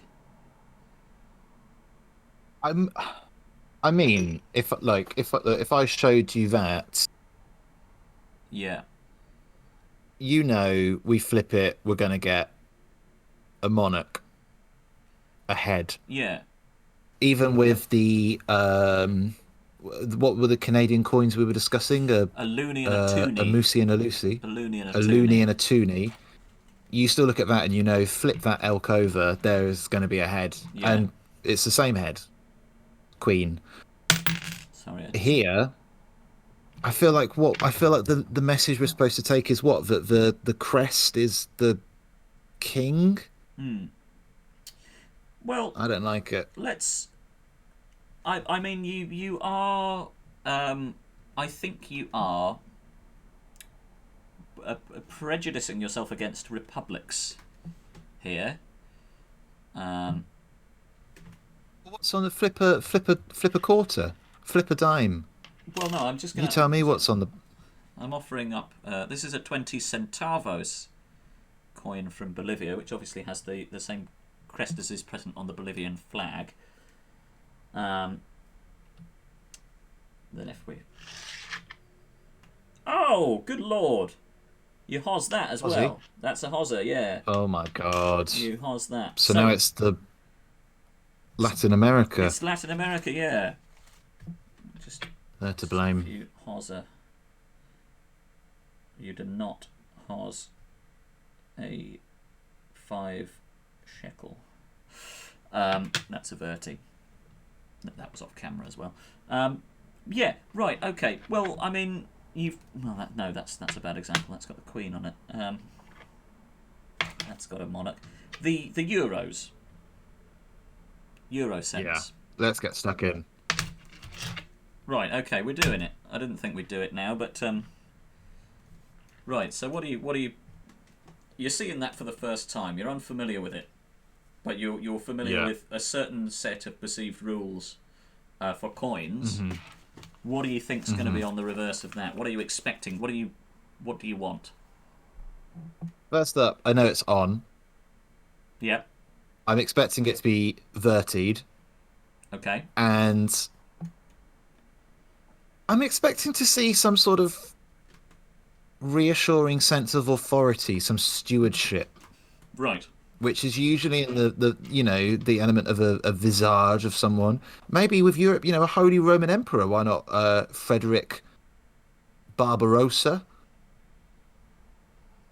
Or one of the other Fredericks, the famous Holy Roman kings, German kings. Something like that, maybe. Right, so we're verting this. A boar? A wild boar? An animal that represents... vert it. Let's vert it. Vert it now. Yeah. The famous harp of Ireland. Ireland's harp. 2002 euro. Pretty good condition for 2002, I'd say. Still fairly Yeah. shiny. Oof. How are you feeling about that Oh, harp? got it. Wasn't expecting it, to be honest. Is that on Yeah. the back of every single Euro? I don't believe so. No. You'd imagine So, some of the other European nations who are using the euro as their money would kick up a stink if prejudicial yeah. representation was given to Ireland and their famous harps. Well, I got to say, one, if we're now just learning that every single country in the Eurozone has its own offside of a coin, obverse side, that is cool. That's very cool. That makes them Mm. infinitely more collectible than previously thought. And also, I think it still holds because you are looking at an abstract poetic representation. It would be like a lark or a leek or a sort of animal or bird. It's something that goes beyond institutions of government which can fall. And it says, here is a concept, the concept of Ireland on which this currency is based. So Do you know what I'm saying? you're really coming out to bat for the eurozone here, aren't you? And the concepts behind the coins. I'm just trying to assemble. I've got a number of 5 euro cent coins here. Just trying to assemble their We'll just take a little bit of umbrage with that, a their little bit of issue, offsides here. and so it's not. I'm not so much saying that, but I'm saying that on coins you would depict often on the offside something that represents more than just some sort of crest, an the romantic poetic underpinning of your nation in which people should invest, because Mm, that's what you're creating the value of currency by tying it to an idea of nationhood, right. which is what physical traditional currency is all about. Yep. Uh, Otherwise it has no value. yeah, I'm willing to accept that. So what we've got here, I'll probably pop this little 1 euro cent in the middle because that's the only one so far, other than the Ireland harp, which has tied itself to any particular nation, sort of textually, um, textually, or I mean, maybe some of these images are references to European nations. We've got a sort of we've got this sort of guy dragon lion As a dragon. Yeah, so straight up with the mythical bullshit. with a sword. Mm-hmm. And I don't know where that is supposed to be. It's images of Saint George, isn't it? The Well, idea of I don't think it is. conquering, slaying. I would imagine it's not, because it's a euro, not. Yeah, well, Saint George isn't from Britain. No, but I think He's from he's Georgia, Turkish, wasn't he? Turkish, Or was he Palestinian? I can't remember. But also, he's from somewhere. I don't think Turkey was. So this is from 2000. So Turkey wasn't in the eurozone when this was made, nor was, and Georgia isn't. So where do you think this is? No, but the Least dragon myth is like, Lease is suggesting it is a Finnish lion, which, given that the majority of these coins probably came from Finland when I went to Finland, that sounds valid. But you, looking at that, trying to interpret where this is from, didn't get that, did you? no, but I don't think that undermines my overall point. Just because I can't tell you exactly what mythical nationhood that is reminding you of. Someone else looked at that coin and instantly thought of Finland, and that in some way is tied to some sort of myth or sense of nationhood. Well, she's Finnish, so she's familiar with the currency. You're familiar with the myth of the sword wielding dragon? It's a lion. Is it? Apparently, yeah. least says Well, how's it got a sword? that it is a Finnish. Well, it's a lion that's got a sword, probably to fight off Russians. Well, I feel like you're agreeing with my point.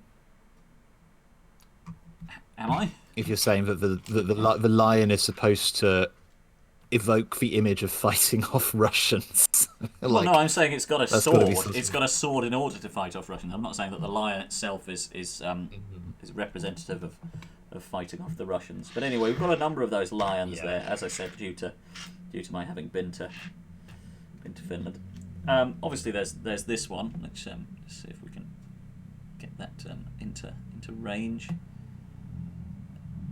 What is it? Angle it. Well, Slovenia? It's Slovenia, yeah. Slovensko. It says. If you can just make that out. Yeah, you can see that. Have they got a big mountain, have they? Big mountain, yeah. So that's that. And then we have this guy. Little maple leaf? Just some sort of, I think that's. Is it? Is that a. Or acorn? Sycamore? No. I think that might Oh, be. it's got little acorns on it. There's an acorn. Is it? Sycamore. Sycamore tree. Is it? What? Yeah. Yeah, I was saying sycamore. I think it's sycamore. I don't know where that's associated with. Pete has helpfully provided a full list. But that's not something that maybe I can just click on it. And it brings it up in my browser. That's nice. Okay, so there we go. National sides of Euro coins. So they are collectible. Where do you reckon That rocks. this guy would be from? The sycamore? Yeah, if you had to... I mean, Moo. well, let's just go Finland again, because I got all of them from... Germany. No, it's just lions. They just have the Finnish lion on the... Germany just has the Finnish lion? No, this is Finland. I went on to Finland. Sorry. Germany. Yeah, Germany is my guess. And you're absolutely right. Yeah, that's that. Yeah. How about this? Just because... Oh face. gosh, well, what we... It's a face. It's like a sort of... That's Greece, isn't it? That's got to be Greece. You reckon that's Greek? Birthplace of theatre and all kinds of rubbish. No. You are wrong. Gosh. Where's it from? Well, I don't know. I just clicked on Greece and it wasn't Greece. I've been to Portugal. Oh, okay. Can we get it? Sorry, is it? It looks like one of those actors' masks. Yeah. Is that what we're looking at? With some sort of I think so. octopus It's got in some. it? Yeah, it's got some sort of lines running around, some sort of streamers. So I'm gonna check out Romania, which isn't in the Euro. So, or maybe it doesn't have its own. I think we are, aren't we? I thought Romania Pretty was. sure. Yeah. Pretty sure it is. Josie suggests Spanish, so we're gonna have a look at Spain. Incorrect. Oh, no, I haven't been looking the whole way down, but also still incorrect. Gosh, I need a quick whiz break. Okay, well I'll keep looking for these, and might go for France. It's probably most likely to have come into a. Yes, it's French. It's French. Then obviously that is probably Italian. One would reckon. And one would reckon correctly. So that's good. I'm glad that we've got that out of the way. I don't entirely know how I feel about the designs of the Euro coins or my feelings or interpretations of any of the sort of theories that Sam was laying down there.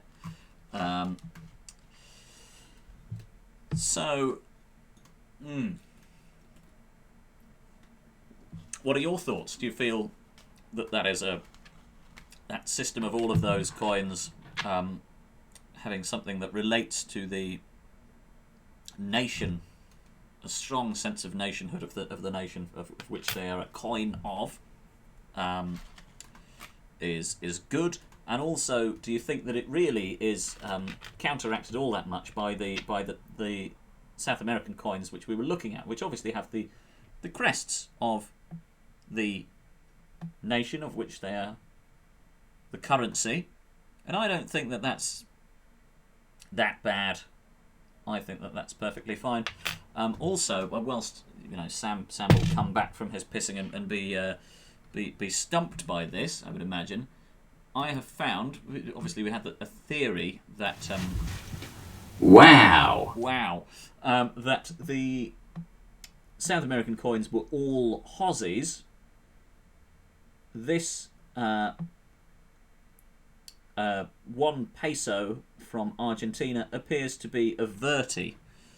So our theory about South American coins is bang wrong. Counteracted, rather. I don't even know what countermanded means. Countered by this Argentinian coin. Sam, welcome back. How was your piss? Very relaxing. Was it? Fully emptied. Okay, well... nice clean. Just offering this to the viewers. I've found an Argentinian coin, which, obviously, we had this active theory that all South American coins were Aussies. Awesome. Mm-hmm. This Argentinian coin is a verti. Oh, God, going against the grain. Yeah. How do we account for that? That is beautiful, by the way. You like it? I like it. It's probably one of the best coins I've seen so far on this show. It's got the sun, as featured famously on the Argentinian flag. And on this side, yep. And in the Beatles, a crest. That makes sense to me.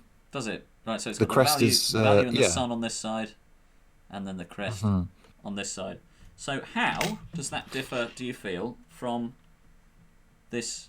I think this is Bolivian. Sorry, Peruvian. I verted it when it should have been housed, and that's a mistake on my part. So how? I think the Peruvian coins were what was up for contention. Yes, but I think they kind of have the same kind of vibe. So this 10 has the braille on it, but the other 10 didn't.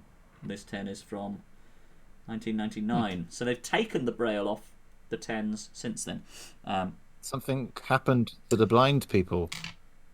Maybe they all went. Maybe nobody has been blind in Peru since Bitcoin. Maybe since say 2000. Al Jazzers, just breaking news here, is saying great stuff, guys. Dinner calls, so I will see you next week with any luck. Have a good one. Thank you very much, boss. I hope you have a wonderful dinner, and I hope that we do see you next week. And if you find any coins or have any news relating to birds, obviously we didn't discuss the birds this week, which I'm get into bird watching. Deeply sorry.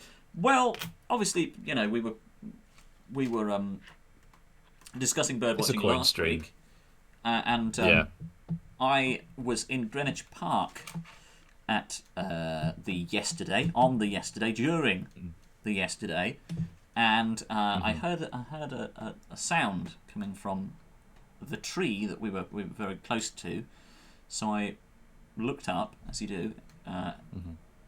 Instinctively to try and find the bird. I found it, and I took a very blurry photograph of the bird.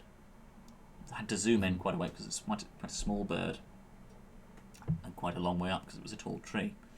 And I then used this photograph, bad as it was, as a reference point for searching birds of Greenwich Park, and then looking through the list of those which inhabit Greenwich Park, and discovered that it was in fact a nuthatch.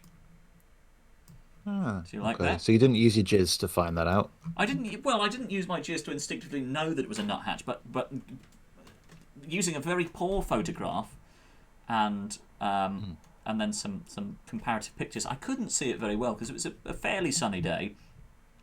So sort of picking out the colours on a bird quite a long way up, quite a small bird, was quite difficult. So I think a little brown job, as they say. A little brown job. I think a degree of jizz was used. I think I deployed just by proxy. a kernel of jizz, if you will. Well done. I like it. Nuthatch seems nice. Yeah. Seems in keeping with the way that people seem to name birds. I was in Regent's Park the other day, Yeah. and I saw one of South London's famous parakeets. There were quite a few of them actually, and there was, for some reason, a bit of a frenzy going on with people.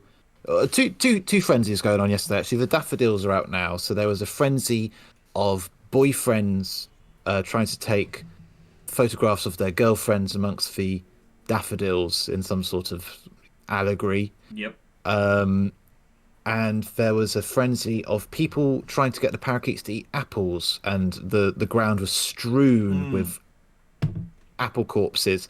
And there was quite a nice sort of image of, there was a little boy, and he had this big apple, and the parakeet was sitting on his hand, and then behind him was this old man who was holding a sort of a macadamia in the air, and he looked really, really sad, and the birds were all ignoring him, and he looked like he wanted nothing more than for one of the parakeets to come and eat his little nut. But because of all the apples, no one gave a crap. That's well, I think some of them are keener on little nuts. I think he was possibly just having some bad luck there. Yeah, he was too close to the kid. Yeah. Well, that's the problem, isn't it? Like, there are a lot of people who will go to that particular park and try and entice the birds to eat from their hands. We have been to Hyde Park seeking birds. Let's see if I can find any of the pictures of the birds, but that you should start small, start local. Go to your local park, or just near your local bird bit, and try and get a bird to eat off you there first before venturing out into central London. Yeah, well, there are a lot of parakeets in the local area down here in Greenwich, and where I used to live in between Oranor Oak and Forest Hill. But Pete and or Lise notes that Duolingo has been extremely keen to teach Pete the Finnish for parakeet recently, a term which I also know, having taken the Duolingo Finnish course, which is undulati. Undulati. Yeah, UNDULAATTI. Which, when I said it to Siri, she was not familiar with it. She's never heard of a parakeet. Well, are they popular in Finland? I don't think that term for parakeet, or maybe the official term for parakeet, is never necessarily used, or maybe it just hasn't come up at any point during her 28 years of life. 29 now, but I think I probably mentioned it when she was 28. I don't know. I don't know if there are a huge number Strange there. thing for Duolingo to push. Well, exactly, isn't it? It also pushes the term. Lise, apparently, it says that it wasn't the word that she would use either. So there is. I don't think you can really trust. Go on. Trust that then. Yeah. No, I was going to say, yeah, you should only trust apps like that so far, because, you can only learn so much from a book. You have to get out there, get your ears on the ground. Well, this is stuff them into the concrete and start listening. Yeah, this is the thing. When I've kind of put a number of the terms that I've learnt and have been really, really pushed via Duolingo, that I've put to Siri, and she said, I don't really know entirely what that is. So, Lutze, L-O with a sort of umlaut thing on it, R-T-S-Y, which is like a sort of, I can't remember if it's like a sort of slimy pancake or something like that, but I think it's probably more from Karelia or close to the Russian border. And what was the other one? Sisu. I mean, if you told, yeah. Sisu. I was going to say, if you told, yeah. Well, I'm just want to. Sisu is a unique Finnish concept. It is a Finnish term that can be roughly translated into English as strength of will, determination, perseverance, and acting rationally in the face of adversity. And when I put this to any Finns that I know, they have kind of suggested that this is a sort of... I think it's almost kind of tied up with sort of jingoism and attempting to establish some sort of concept of national character, which is actually, kind of at odds with... Yeah. Put it on the coin with the fucking lion and his sword. Yeah. That guy's got sisu. Yeah. It's a bit like it's like stiff upper lip, isn't it? It's the same, you know. It's that sort of thing. It's this idea that there's like exceptional characteristics that one nation have that aren't inherent to any other nationhood on Earth, and of course it's all rubbish. I mean, to an extent, we are formed by our climates and our environments, but you know, most of those aren't like positive attributes. No, you're right. Would you consider yourself a Sisukas Eglantileiden? I've got that wrong. What's that, like a person embodying an English person with sisu? Let's have a rundown of this concept again. So they've got to have strength of will, perseverance, and act rationally in the face of adversity. I mean, you know, it's like a horoscope, isn't it? Or like saying you're a Sigma male. It's worded in a way that kind of anyone could quite easily say, yes, that describes me, I suppose, because most of those concepts are never put to the test. Well, let's put it to the chat, shall we? Onko Sam Sisukat Englantilainen. Let's give it an S for yes, or an N for no. Looking forward to the results there. Jazzers has been unable to go for dinner and says, look up Parakeets and Jimi Hendrix. Obviously a myth, but a cool one. Happy someone brought that up, because it is an interesting but incorrect. Oh, is it that the first Parakeets in London were introduced by Jimi Hendrix during one of his Purple Hazes from the famous song? God, they are lovely little birds, Foxy aren't they? Lady. Do you want a fact about Foxy Lady? Yep. A Foxy Lady was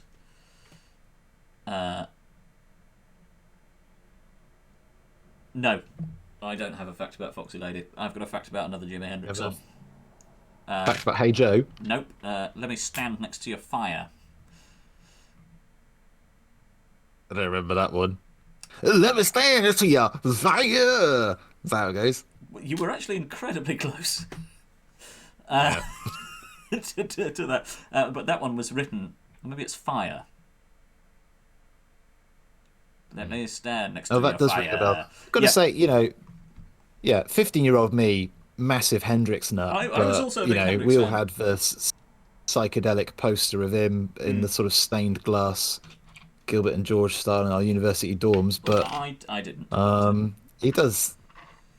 All the songs are a little bit similar. Well, no, 1983, A Merman I Should Turn to Be, which is my favourite Hendrix song, doesn't really have that. It's a big sort of psychedelic oddity. And let me tell you, if you are on your way down after having had an evening of something, it's very early in the morning, listening to that is quite wonderful. He did some of his later stuff that was much more spaced out. Yeah. And but I feel like, you know, all the sort of Electric Ladyland era stuff that gets held up's a bit the same. And I will say the other thing 15-year-old me has never been able to find. I once heard a demo of Room Full of Mirrors, which was by far and away the best song I'd ever heard. And I've never been able to find it again. It was one of those ones I got off like Mediafire or LimeWire. And it was just like titled Room Full of Mirrors, bracket B.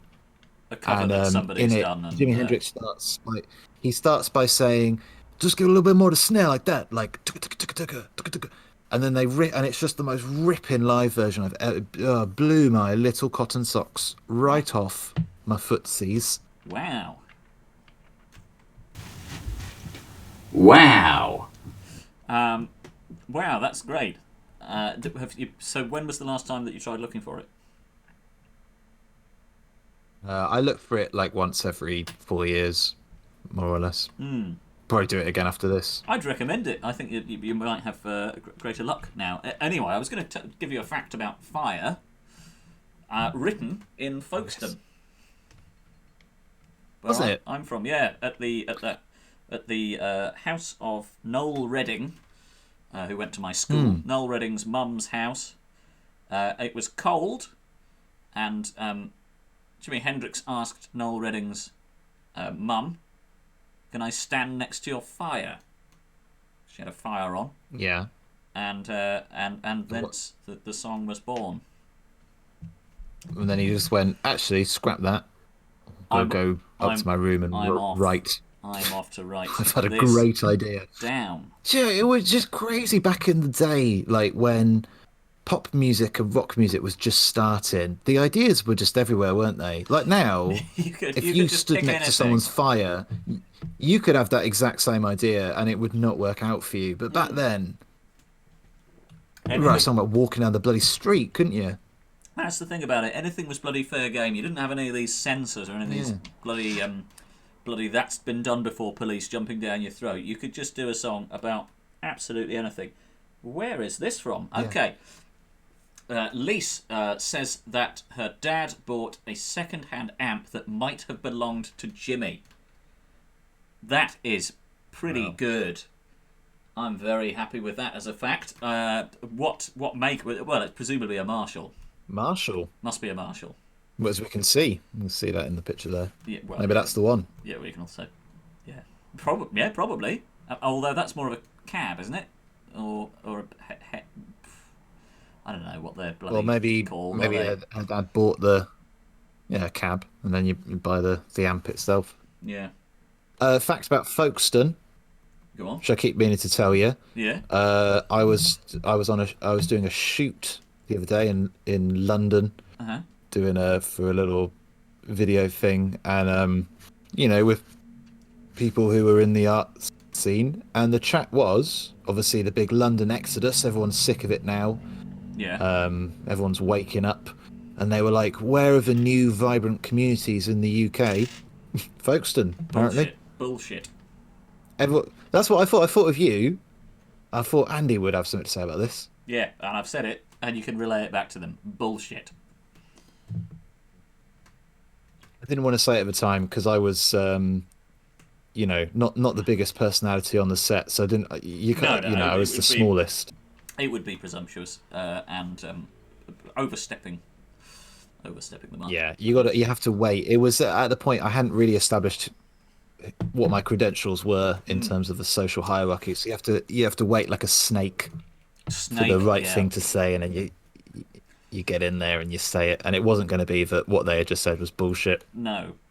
We are at 6:41 on Sunday, the 28th of February 2021. I need to go to the toilet. Sam, would you like to present a coin or two coins to our viewers whilst I go to the toilet and also provide myself with another drink of beer? Is that okay? I'm nearly done with mine. Bit of a shame, but yeah, That is a absolutely, I shame. can take over. Well, let me just whack the you on chat. there, and then I'll be back very shortly. See you in a bit. Cheers. Hello. Welcome to the Sam section of the show. As I say every week, of course, apologies for the lag between voice and visage. I don't know if I've mentioned this before, but 15th of March, Virgin Media are coming to give us a better upload speed. Right, let's tip the whole box out, get in, have a little look. What's this one? Oh shit, it's quite a sad one to start us off. We've got from 2016 commemoration of the big blaze itself, the hot kerfuffle, the Great Fire of London, which was, of course, not 1066, but maybe 1666. Is that right? let's edge it and have a look. Amongst the reeds, you will find etched the meaning of the coin, and if we can just find the start of, here we go, and so what I do is I read and I rotate as I go, and it is the whole city in dreadful flames.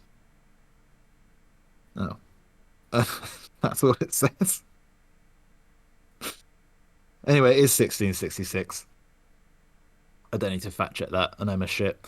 So this is presumably from 2016 and is therefore commemorating what must be coming up to the 400th. Maths is definitely my weakest point, but that feels like 400 years could be in the offing there. Maybe 350? Doesn't feel quite right, does it?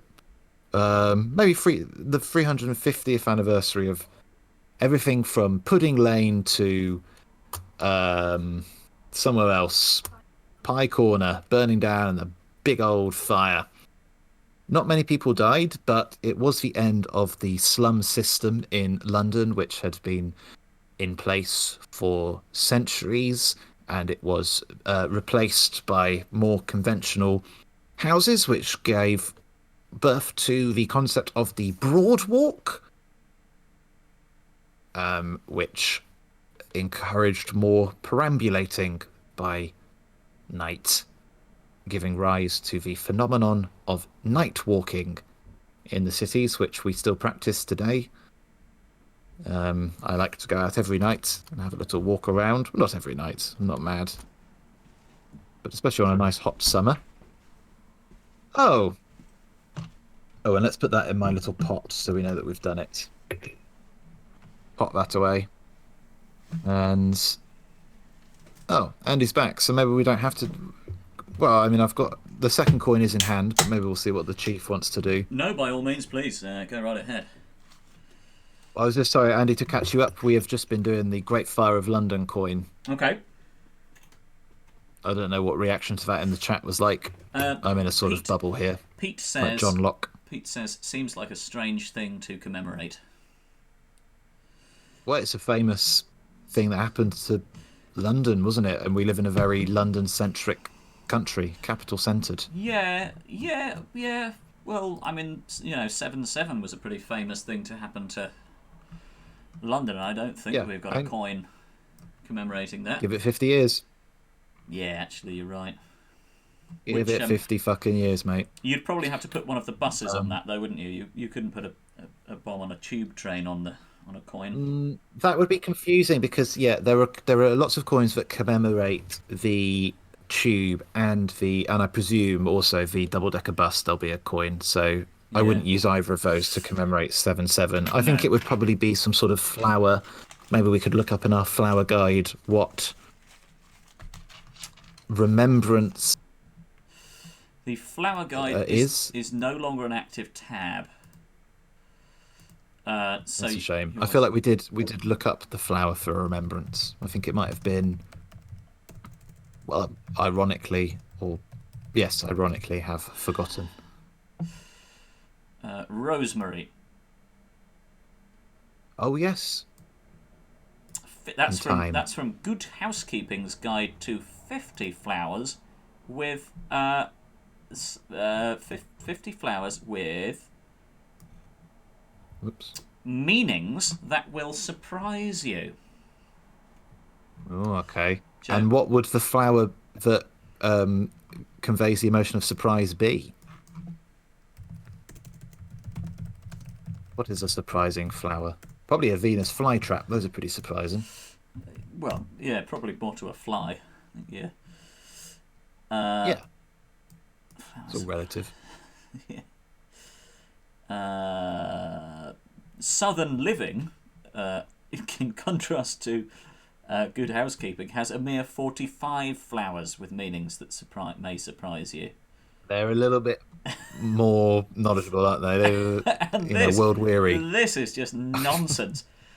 50flowers.com also has 45 flower meanings that well, I mean, doesn't say that they may surprise you.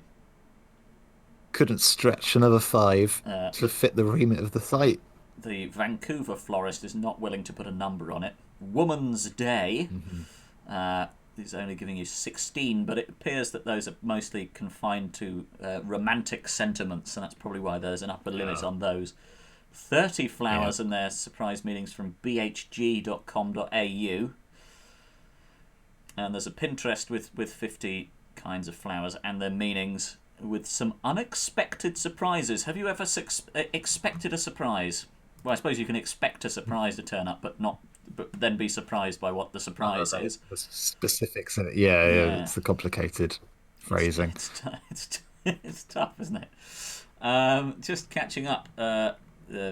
Josie points out that it is ironic that we forgot what the remembrance flower or herb is, and that we will need some rosemary. And did we actually get? It was rosemary. I forgot straight away again. Yeah. Pete and Ollie suggests that the most surprising flower would be one of those squirty clown flowers. No, that's a good joke. It is good, yeah. So let's just see if there's one that symbolises surprise on here. Surprise, yeah. So we've got Rosemary's Remembrance, so that would be forerunner for going on the 7/7 commemoration coin when that finally drops. The Lotus, these flowers grow in the mud.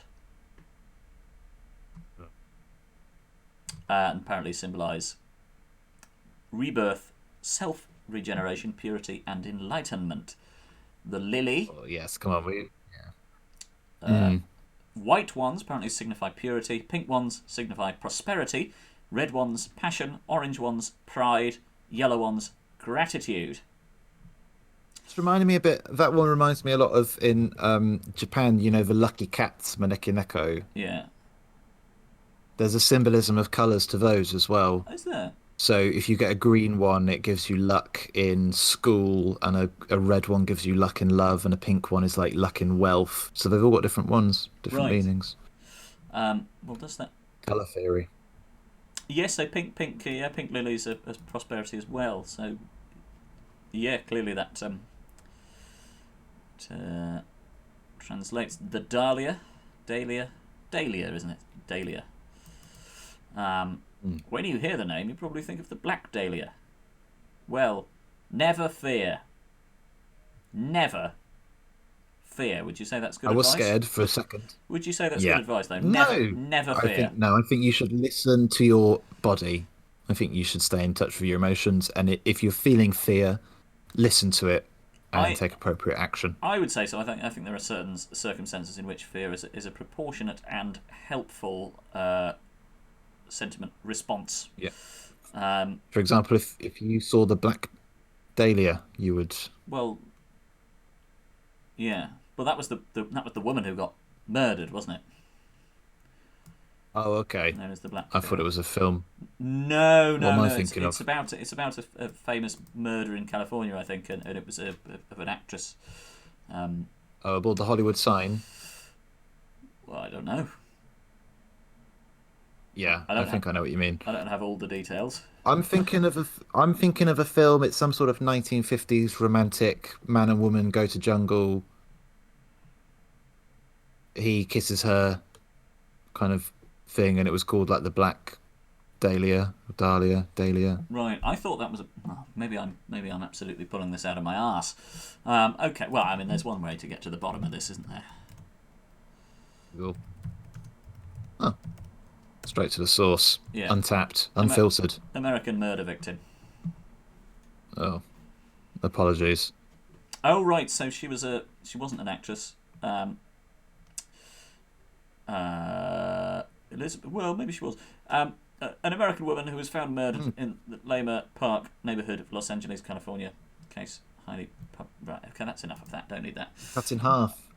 Absolutely. Yeah, I was going to say, but I didn't want to because it felt like quite a reach. What's the F in the chat there for? Do let us know.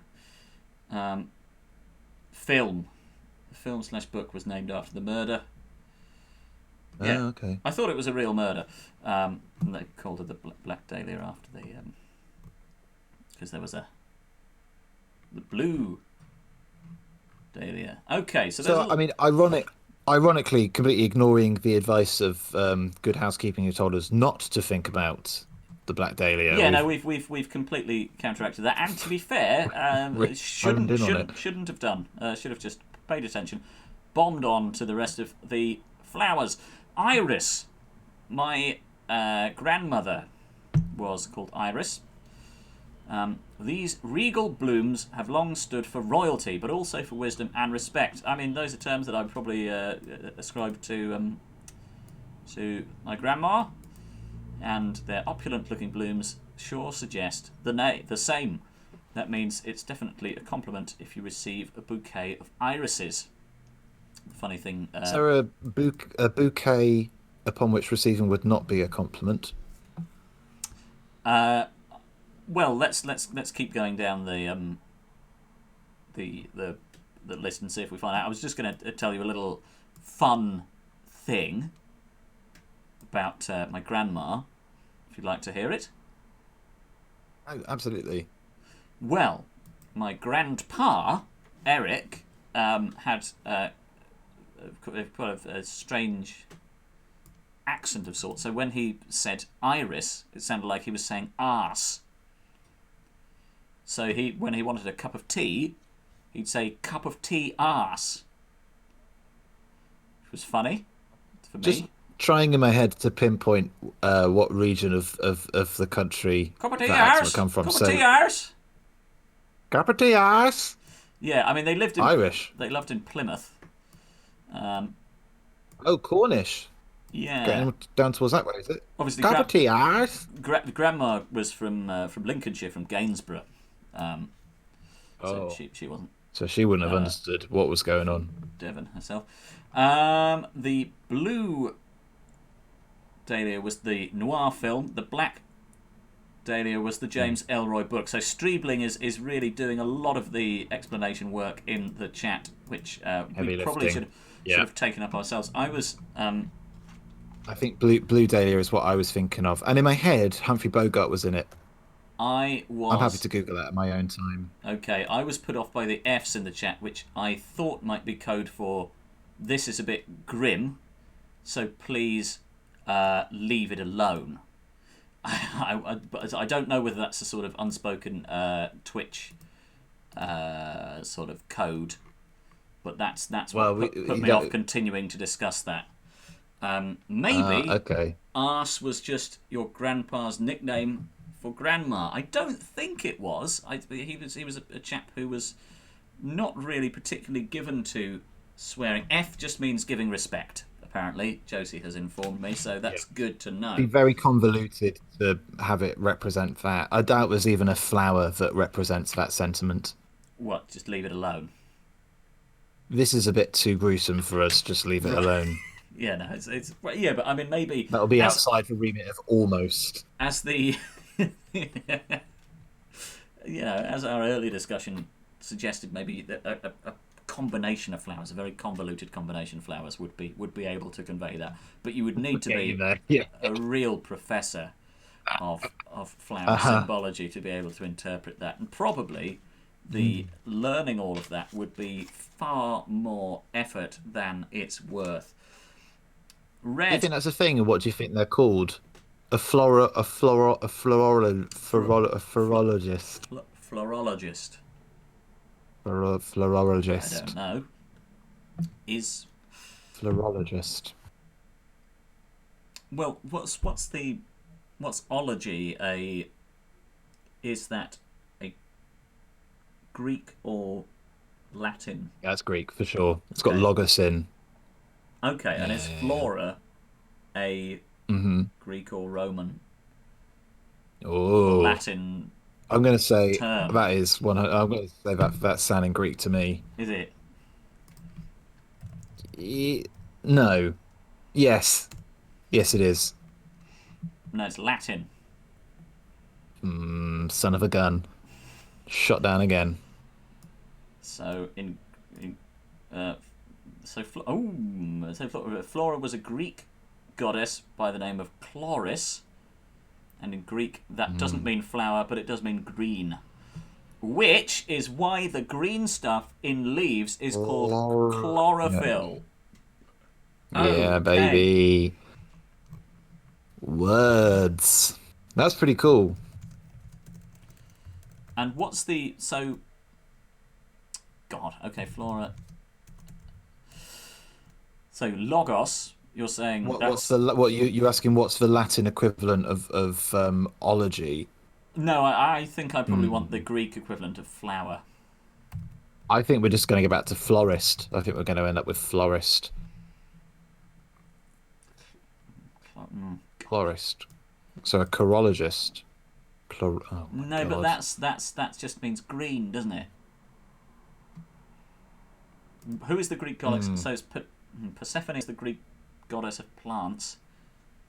Chlorophyll, fluorite. There's a lot of suggestions in the chat, both of which have some basis in what we're trying to get at. But I think they're joke suggestions. Um, Hmm. Persephone was the goddess of Can springtime I and vegetation. Please, shock you? yeah. Just giving it a quick Google. Obviously, terms we've not thought of course, botanist and horticulturalist. Yeah. Um, Plantsman Fuck is the off. term. An enthusiastic and knowledgeable gardener Wow. is called a plantsman, plantswoman, or even, it says, even plantsperson. Well, I think that's perfectly fair enough. But that would that be somebody who is? I would have thought that would be more somebody who is familiar with the growing of plants and how to cultivate them rather than their Well, I don't fairly. know. I mean, according to this, where it's not, it's just an enthusiast. So it's more to do with your enthusiasm and your knowledge, which I think is what we're talking about here. Noticeable plantsmen and women Hmm. include John John Tradescant the Elder, Ah, of yes, course, most famous for being older than John John Tradescant the Tradesman Younger, the who is Younger, yeah. another historic plantsman. Monty Don. Goliath Frog has joined us. Welcome on board Goliath Frog. And I think we established on Thursday Night Football that Goliath Frog is Ed from Confuse. Um, so you've done Confuse, haven't you?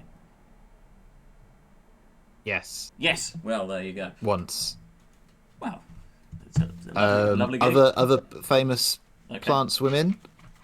Vita Sackville West, I have heard that name. famous lady. Yeah. Yeah, Lady Nicholson. You know her. Yeah. We're just catching up on the chat as well. We have a comment from Drinks, Jokes, and Storytelling, who've sent a combination of little sort of emoji things. 3 of them look like they are. It's very difficult for me to tell. From a distance, they look like minions reading books. I'm not entirely sure that that's what they are. Then there's one of George Carlin. Then there's one of Richard Pryor. Then Rodney Dangerfield. Then possibly Robin Williams, and then Sam Kinison. But the first 3, they're labelled as Mitch, but I don't know which Mitch that is. But as I say, it does look like a minion from a distance. I don't know what that comment means in the context of discussing Yeah. flora and famous plants people. But every comment is welcome.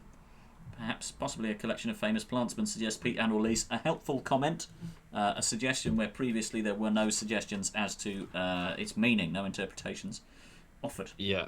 It's a good start. For me, Richard Pryor, not a famous plantsman, No, nor any of the other people that were mentioned. But I mean, I'd love to get a read on it. Love to get a little clarification. yeah, any are very welcome. Josie Russell suggests that they should have gone for plants folk as the neutral term, which I Agree. would Although I agree think with. it's quite fun to say plants person. Plants person is fine, Isn't yeah, I it? think that's decent. Plants Yeah. plant It's half on plants. length being a surname, isn't it?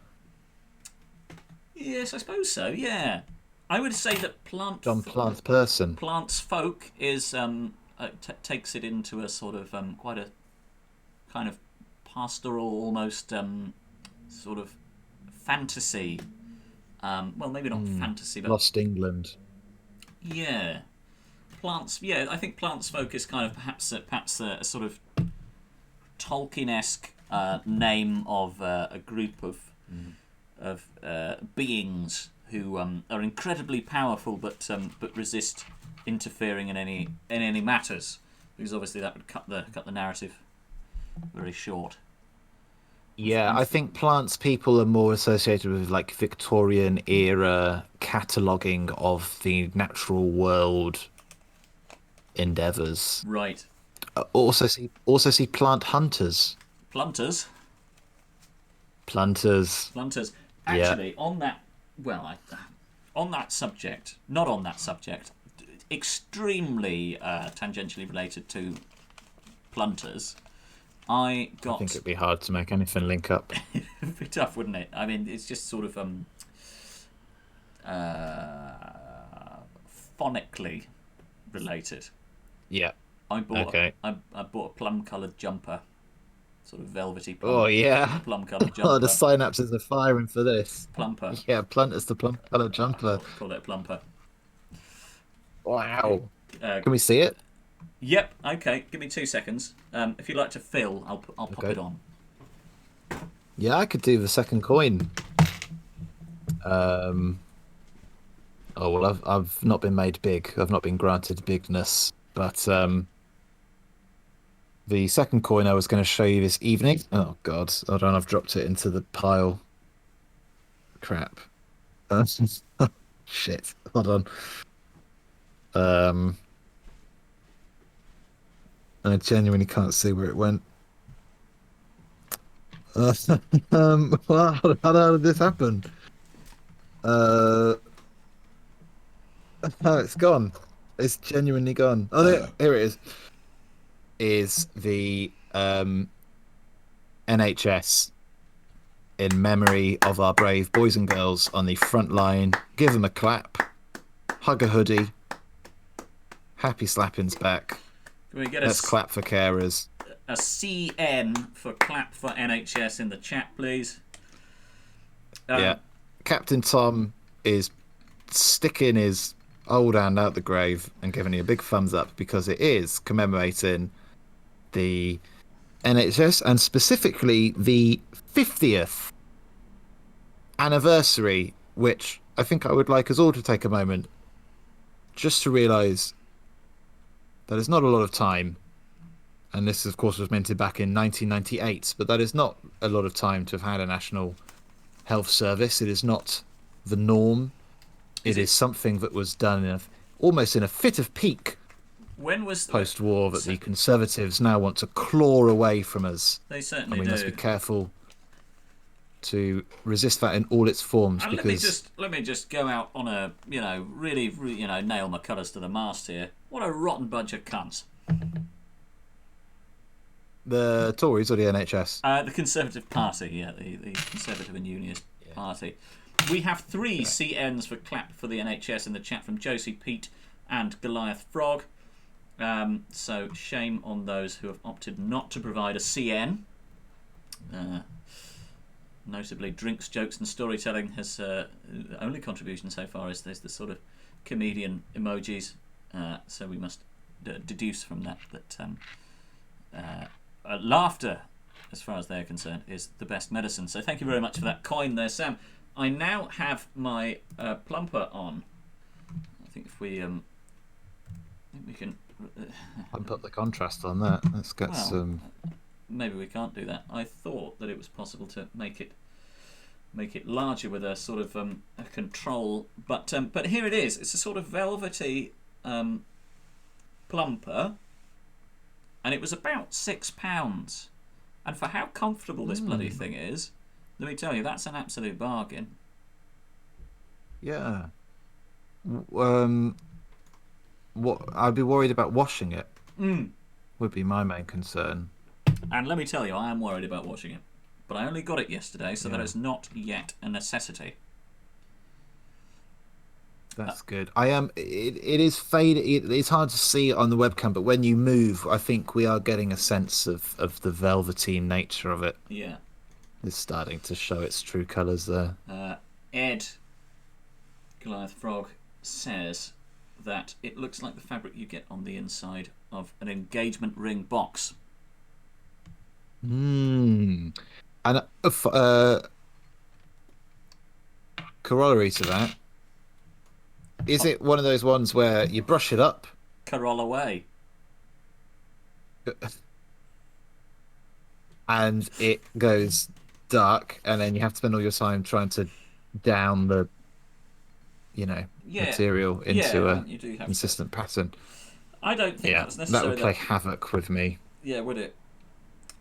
Josie suggests that would waste my life. Velvet looks much better than it feels. I find this very comfortable, but obviously we all have different sensory responses to different sensations, and that is entirely valid. Yeah, some people can't stand it. Some people are allergic to peaches. Not allergic, but afraid. Well, yeah. I used to work with a man who was afraid of peaches. What's the... Well, I know we're going to have to look up what that's... And there is a word for it. You're absolutely right. There is a word for it, and I've completely forgotten. I would love to know. Fear of peach. Persicophobia. Persicophobia. Yeah. Oh, that's a fear of the colour. Phobia wiki. That's a fear of the colour peach. Okay. We're talking about the texture. It's like the sort of the fluff of it. An odd, disagreeable sensation felt by certain people when handling peaches, velvet, or other fuzzy substances. Siri has appeared in the room. Hello. Yes, asking how long it is. So dysphoria. Happy to confirm that is. I can wrap up whenever required. Just the food might be ready earlier than stated. But that's fine. Keep going if you want. We'll bring it to. So is it almost ready? Well, the loaded question. Done yet, so. Okay. Well, we'll start moving towards a close. And then,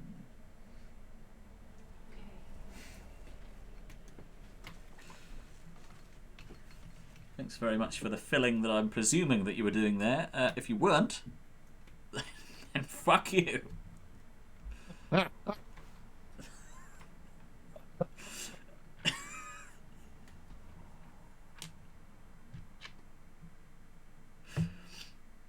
Anyway. No, yeah, haptodysphoria is the thing.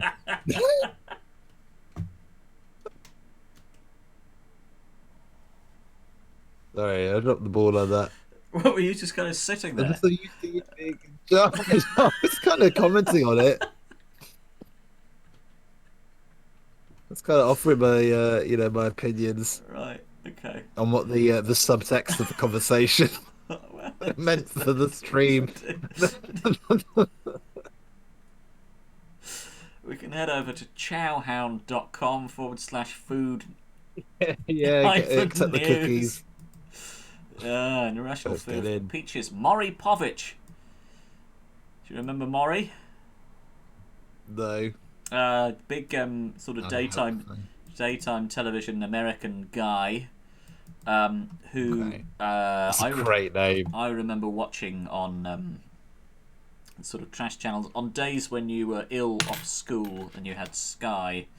You could get the Maury show, and it was things like my 6-year-old is out of control, and also somebody other than its stated father is its father, but I don't know how to tell its father. And then they'd have a lie detector, and they'd do the. It was a sort of Jeremy Kyle style predecessor kind of thing. Josie. Maury Povich as a name doesn't have the sort of weight. So, like Jeremy Kyle, you kind of know what you're getting into there, but Maury Povich, I don't know. I don't know about that now. This is an extremely short thing. This was posted by Davina Baum on the 9th of August 2010. Yeah. An irrational surprised this has got a byline. I understand if you don't like peaches, but you're scared of peaches, says Maury Povich unhelpfully. Stay tuned, at least, for the gratuitous squishing of the terrifying peaches. Maury's really kicking this food phobia thing out of the park.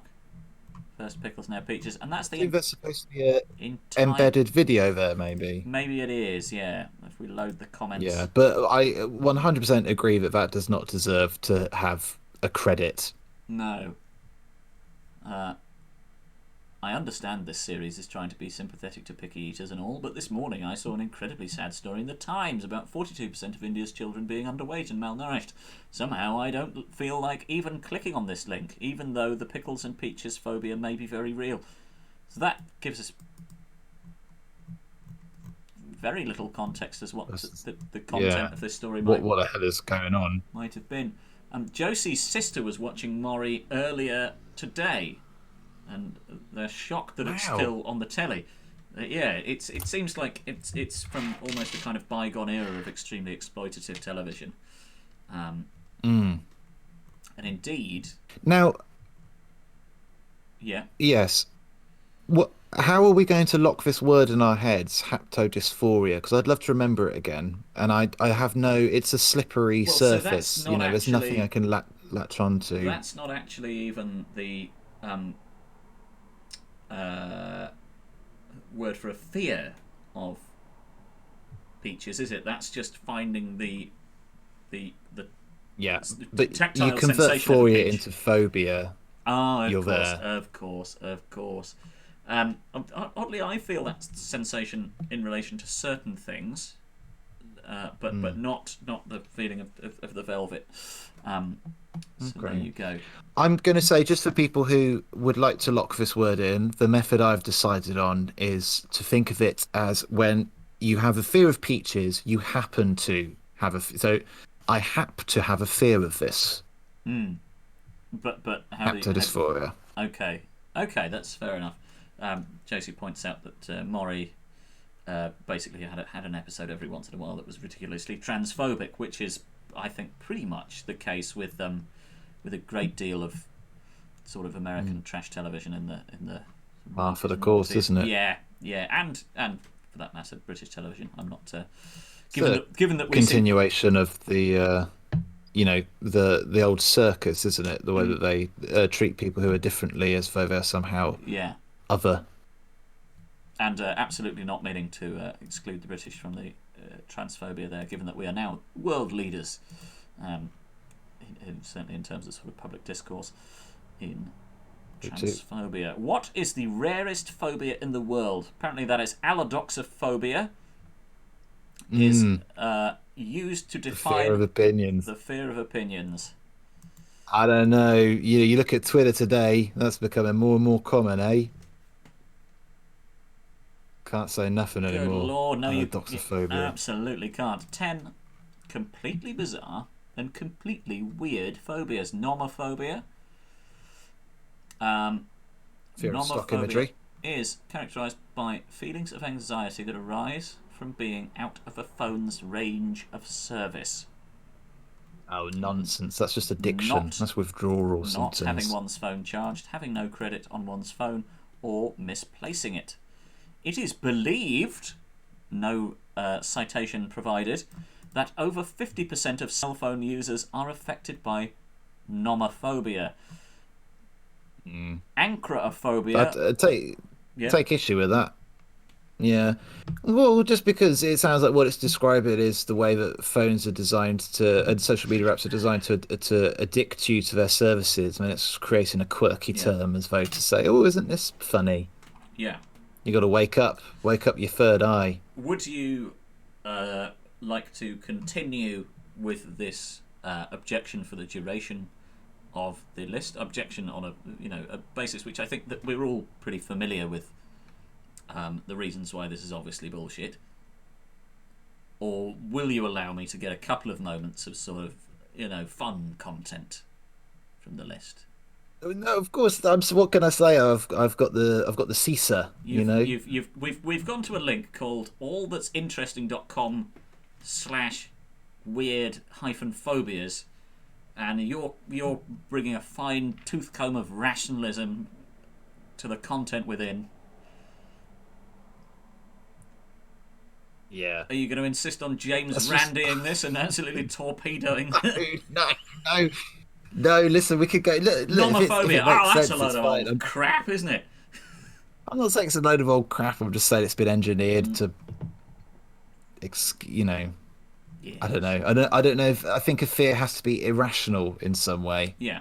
and I think that's a rational response to an addiction. Would you say that my But keep going. fear of dogs is rational or irrational? I think it's irrational. Okay, thanks. That's what a fear is. Most dogs aren't going to do anything to you, No. No, which I think is but it called... represents some form of, suppressed memory or irrational. I mean, listen, we're not going to get into the psychoanalysis of it, but No. Josie picks up on no. an even, probably more interesting bit of sort of pedantry, which is that this article was updated in September 2019, but they've used a very, very old picture of an iPhone as the image. We should really set these people off. Well, absolutely. The coverage on that is probably significantly worse. Anchorophobia or anemophobia, both terms are used to define the fear of wind. People who suffer from anchorophobia tend to become anxious out of doors and near open windows. Anxious feelings can also manifest themselves when passing hand dryers or overhead air vents. It is believed that the fear is triggered by an experience embedded in the person's subconscious. How do you feel about that? Yeah, I feel that's legit. That's exactly what a fear is. It's irrational. It's in the subconscious. It's not been, manufactured by the design of a service, or it's not just like, like I said, with a withdrawal symptom. Fear of wind is mad. Makes it a phobia. Yep. That's the criteria I'm working with. Have you ever seen Twister? So good, all good. No. You haven't? Is that got a lot of wind-based horror in it? Have you never seen Twister? I don't think so. I've played it. You've never seen Twister? Is it like Clue? Is it based on the board game? It's a film. It's about tornado hunters. A twist. No, a documentary. No, it was a big. I've watched documentaries about tornado hunters. Yeah. What the? Jesus Christ! Give me a T in the chat if you've seen Twister. It's got Bill. What does it matter? Bill Paxton or Pullman. Yeah, but I don't know. Paxton, if I saw a film like that, Carrie I'm not going to bother watching it because I know what's going to happen. It was on all the time on television. It was from 1996. I've seen that heaps of times. It's not very good. Josie has Why is it bad? I've not watched it. Not seen Twister. Goliath Frog. Ed has Twister on DVD. Streebling suggests that you might be too young, which I was alive. Because absolute fucking hat full of crap there. You're only like a year younger than me. I can't remember. Streebling and Pete and or Lise have also seen Twister. It's got the cow. It's got the bit where the cow is picked up by the tornado, and you see a cow come past the car that they're in. That happens in the X-Files as well. Well, it probably happened. So I have seen that happen in media. Happened in this first, I think, 1996. It isn't 1996. Great. It's possible. It isn't great, as Pete and Lise point out. Classic science versus wind film. So I'm not interested in science versus wind. That's why I've probably never watched it. They've got all these little balls. They've got these little balls with some sort of meteorological equipment in that they want to release into the Twister so as to kind of try and predict how Twisters form. It's got Carrie Elwes, who was in The Princess Bride, in it. Helen Hunt. Yeah, I know that. Produced by Steven Spielberg. Heard of him. Yeah. 495 million worldwide and became the second highest grossing film of 1996. Yeah. Mostly in America where they get these things and care about them. Huge over here. You can move for Twister. That is wading through it. That is not a sentence that I'm willing to back up with any evidence whatsoever. Ed suggests that Helen Hunt steals the movie from The Wind in her performance, and it was the second highest grossing film of 1996. Crazy. What was the first highest gross in Titanic? That's what I always say for 90s films. No, it was Independence Day. Oh, now that's Bloody, a good movie. bloody fuck! Look at this. Science versus Look at this for aliens. a fucking list. Independence Day, Twister, Yeah. Mission Impossible, The Rock, The Hunchback of Notre Dame, 101 Mm. Dalmatians, Ransom, which admittedly has, slipped out of the cultural sphere of awareness. The Nutty Professor, Jerry Maguire, and Yeah. Eraser, which similarly hasn't stood the test of time. I've seen a surprising amount of those movies. I have seen one, two, three, four, five of them Mhm. actually. The top. I think I've no, seen no. 8. So I've seen the top 4. Haven't seen the Hunchback of Notre Dame, but I have seen 101 Dalmatians. Bloody hell! Great movies. What What's a your, time to be alive. what's your favourite of those movies? I mean, it's Independence Day, isn't it? You know, it's a great movie. It's really in the cultural zeitgeist. It's had like a direct impact upon the arguments around the search for life in the universe. Yeah. Um, Do you know what I was? I don't know. It's a cultural touchstone, isn't it? I See remember the White House thinking get blown up. at some point in the last couple of days, I was almost going to say to sell my housemate. I was going to say, in Independence Day, great movie. That's how I was going to say it. I was just going to turn to him and I was going to say, you know what? Independence Day, great movie. He was sitting over there. Catch him by surprise. Not over there in this room, but downstairs. You consider that you're on the sofa in my living room, which runs parallel to the entrance hallway. I was I sitting. remember it well. I lost my glasses in there for 4 weeks. Do you remember? You did, yeah. I was sitting on that, and Sel was sitting on the other one, which runs parallel to the front of the house.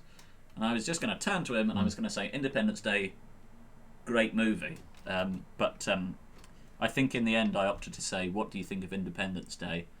And I can't remember his response. You chickened out, you coward. It wasn't. Coward. It wasn't in accordance with what I was expecting his response to be. So I dropped the matter.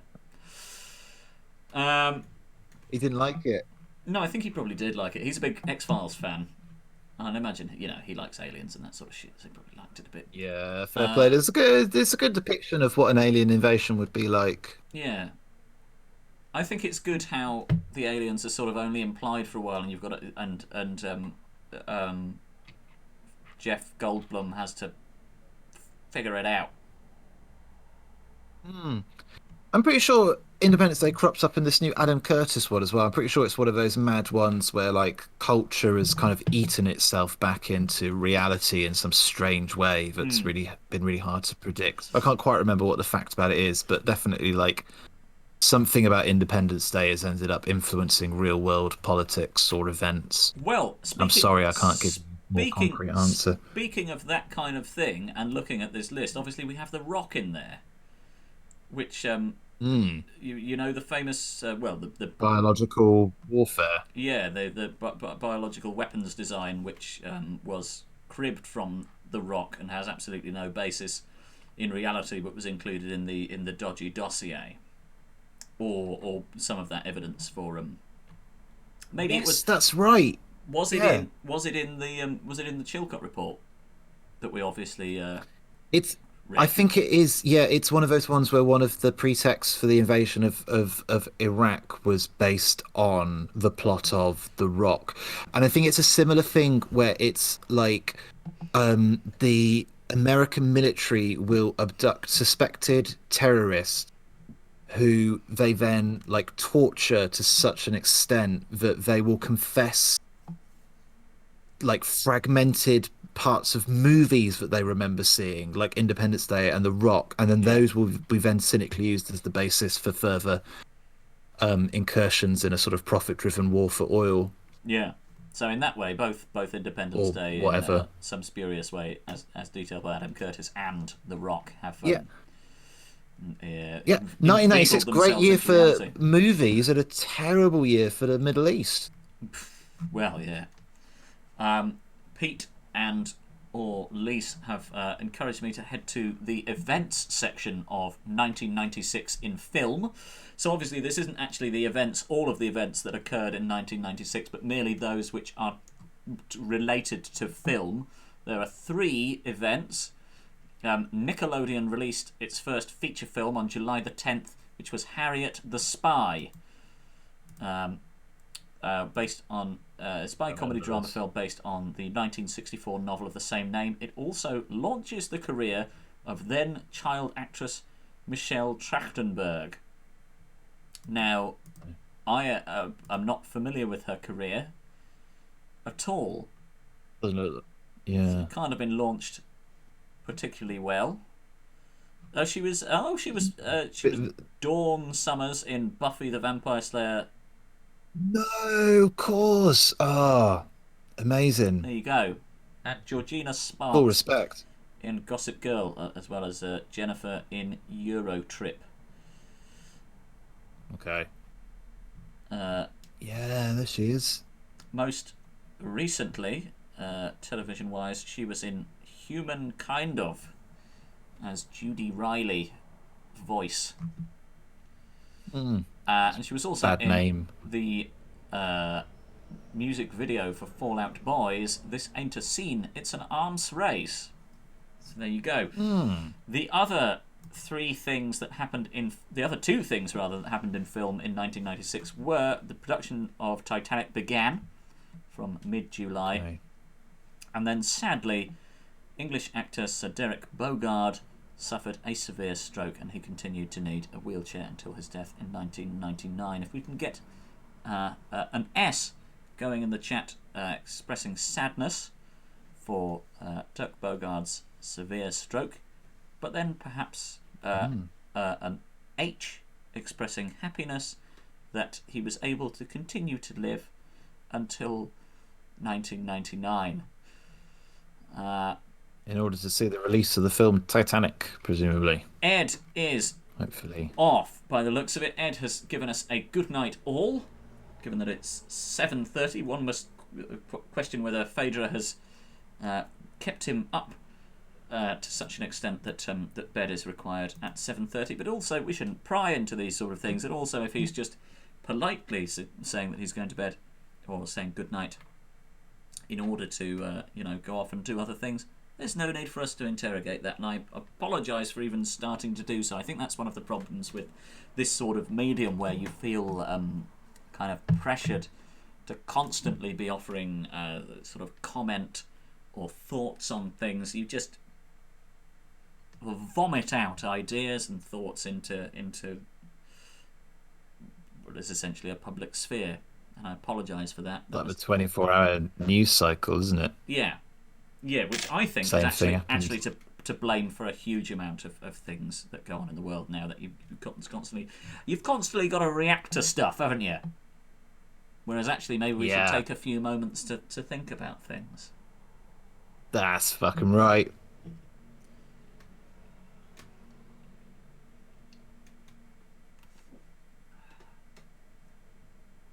Lovely stuff. You couldn't just give me a moment to think about things, could you? I thought we'd had enough. No, we were just trying to be silent for a moment. Shut out the noise of the world. You weren't. If I do that, my tinnitus kicks in. I try not to do that too much. Well, I'll tell you what I've had to do when if I'm going to sleep, and it's a particularly slightly more challenging time as far as mental health or anything like that is concerned. What I have to do is to try and think about what I'm going to write in my next podcast episode. I try and think very. That's good. Well, I mean, I haven't produced anything since about May of last year. That hasn't worked. Well, no stress. No. Yeah, what I do pretty much every night is I just try and consume information constantly until I'm just on the verge of sleep, until my brain is so exhausted I couldn't possibly take any more, and then I basically pass out. Do you want some information? And then when I don't really breathe when I sleep. Right. So I always wake up in a lot of pain. Do you? How does that work? Yeah, I don't know. I think I've got I can't remember what the name for it is, but I just like whenever I go to sleep, I just don't really breathe. I breathe very very light. Right. And where does the pain manifest itself? Oh, the pain is like a brain fog. You sort of wake up from a Ah, lack of right. Okay. oxygen, basically. I Sleep. sort of put my head into my pillow and like suffocate myself to Pete, sleep, Pete suggests thinking all the time. Pete suggests that this is sleep apnea, but I don't know if that's actually the correct Apnea. term. Is it That's the right. correct term? Apnea. Because I thought that was when your airwaves are sort of kind of if you're sleeping on your It can back get or something, clogged they up. get clogged. Yeah, it can happen. It's a similar thing. It could be to do with, is it what's these things in your nose? Lymphoids or polyps or something. I don't know what the name is Yeah. from, but they're I too think big I probably. think I might also have that because I kind of sometimes kind of jerk myself awake by feeling like I'm unable to breathe. Mm. Yeah, you should keep some water by your bed, and then when you wake up, you have a big old gulp. And that helps, does it? Yeah, or sometimes when I wake up, I do big breaths for ages. I Yeah. go, Yeah, well, I have that, but then or I never feel I like I get enough. check, check the socials, get excited again about more information. Do you want to know who won the best actress in 1997 at the 54th Golden Globe Awards for drama? Whatever. It was Brenda Blevin. Who's that then? Uh, Brenda Blevin. it's Brenda Blevin. She won for Secrets and Lies. She also picked up a BAFTA.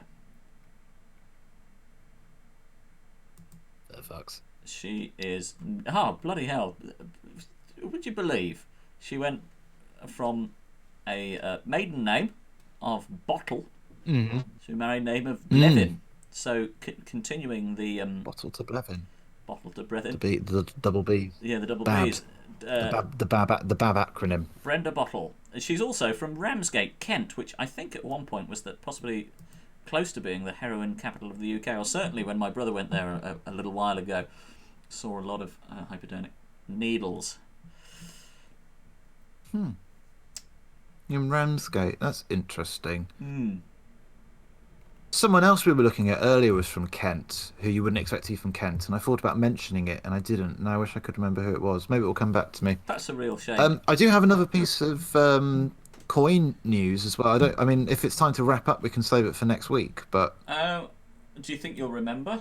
Because I've headed over to the Oh, yeah. current currency screen now, so you can do it if you want. But equally, if you want to hold it until next week, you are also welcome to do so. it's up to you and the fans, really.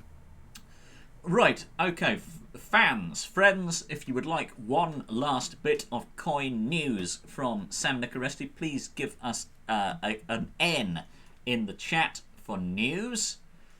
If you would like no further news, give us a double N in the chat for no news, and then we can judge based on that. Just whilst we're Either is fine. waiting for feedback, we can just have a quick look at Harriet the Spy. Had a lot Which, of information this week. Was the directorial debut of Bronwyn Hughes. Was starred Michelle Trachtenberg, as we have established, and co-stars Rosie O'Donnell, J. Cameron Smith, Gregory Smith, and Vanessa Lee Chester. It was based on the 1964 novel of the same name by Louise Fitzhugh, and the film follows a 6th grade student who aspires to become a writer and spy. 2 aspirations in one child. Crazy stuff. In theatres, the pilot episode of Hey Arnold was shown before the film. It's nice. That is nice. Tristan in my house is a huge Hey Arnold fan. Absolutely loves it. Okay. We've got 3 N's in the chat, all from separate chatters, meaning that there's 3 votes for further coin news. That's quite good. Yeah. And I have remembered through checking my history, the Kent connection. All of the plants people Is John it? Tradescant the Elder and Younger and Vita Sackville West all came from Kent. Oh, would you be able to tell me where in Kent? Um, um, yeah. Well, no. Hold on. Knoll House. Oh, no, That's Knole. yeah. Yeah. That's Vita Sackville West. Okay. And John Tradescant. I'm afraid, sorry, I misread. He actually married someone in Kent. He himself was from Suffolk. Ooh. Where did he get married? It just said Kent. Oh. It said he married Lady Mia Pam. Mia Mepham. Pam in Cam. I don't know. Mepham. Metham. Really? Never Metham. Yeah. Metham? I hardly know them. Yeah. So there's Knoll House. Pretty good. Yeah. Pretty good. Fucking hell. Getting to Yeah. I mean, to know know you. you. Yeah. Getting to know. You can tell it's going to be a big all house about. for sure. Yeah. When your place of birth is listed as a house Yeah. and that has a hyperlink, Yeah. you're going to be a star. Let's just have a brief survey of the critical response to Harriet the Spy. 48% on Rotten Tomatoes based on reviews from 31 critics. Harriet the Spy, this is the critical consensus. Harriet the Spy is a rapid-fire mystery movie that doesn't have much to offer beyond the two decent lead performances. Damning. Harriet the Spy isn't really a story, but a dark slice of this ruminative child's inner life. Like the more clearly comic Welcome to the Dollhouse, this film finds more wrong than wonder in these terrible tenderfoot years. Roger Ebert praised Who said that? the performance. Ebert. Roger Ebert praised the performance of Trachtenberg, but conceded it is not a very technically accomplished movie. The pacing is slow, and there are scenes that seem amateurish. But since Harriet doesn't intend to inspire anyone to become a movie critic, perhaps it will work a certain charm for its target audience. So that's basically accepting that maybe children would like it. Is it? And These are very strange reviews. Yeah. I've got to say, I don't know what the person before that was reading into this dark slice of inner child's life in a No. Nickelodeon feature no, that film. seems odd. It seems But absolutely fucking there are also bizarre thing to say. another reference to the darker elements. Okay, what happened to Harriet the Spy? What the hell was going on?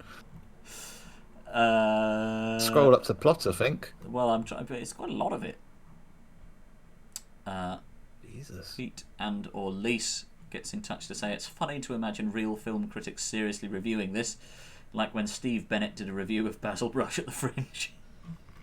Joz WhatsApped me a couple of actually yesterday to express his, I think, to a degree, sadness and also amusement at the negative effect that the pandemic had on Steve Bennett, and he used one particular article as an example, and it was this one: "The only fools and horses comeback that never was." The entire content of it being that creator John Sullivan planned a 30th anniversary special, and then just didn't do it, writing up an article in the Sun. So, You know what's weird though is that, like, if you wrote to him and asked him to review like this or the idea of like comedy streams, he wouldn't do it. no. Well, I sent him. Like the whole industry is still in this bizarre state of mind where they think they've gone into hibernation and are just waiting for the Fringe to come back and everyone to go back to normal. Yeah, I sent him a press release for my podcast, obviously, because you've got to try and do that sort of stuff, and he just didn't respond at all. But he has covered comedian bans under 30s to keep the snowflakes away, and then points out that this comedian who has banned the under 30s to keep the snowflakes away has 15 followers on Facebook, and basically is saying this guy's a fucking nobody piece of shit and is stupid, but still, I'm getting some fucking inches out of him, and I'm writing, snowflakes in order to boost my fucking SEO. Anyway. What a weird little industry it is. That's an unnecessary little bit of comedy griping there, and I apologise for that. Yeah. Harriet the spy. She's done something to her classmates. Oh God. Tattled on them. No doubt turned. Little quisling. Harriet responds by slapping Marion in the face and fleeing the school. Ooh. Harriet enacts a revenge plot against her classmates, including exposing that Marion's father left her family to be with his secretary, and because he never loved her, cutting off a chunk of Laura's hair, sabotaging one of Jamie's science experiments, triggering an angry response from Jamie's parents, and humiliating Sport with a picture of him in a maid outfit. Harriet's revenge plans enrage her classmates, further alienating her. So it sounds like Harriet's a real little piece of shit. Pete Pete has located the I'm sorry, I'm still on the current currency screen, and this is not yet currency news. Wow. A little wow there. Pete has located the Basil Brush review, linking that to Josie if Josie wishes to read it. I have a friend who says that the guy who used to be the puppeteer for Basil Brush was a little lechy towards her at a party years and years ago. I couldn't imagine that people who spend their careers sticking their hands up and controlling other, like, physical representations of beings are always a bit off. Eartha Kitt was in That's Harriet the right. Spy. All right.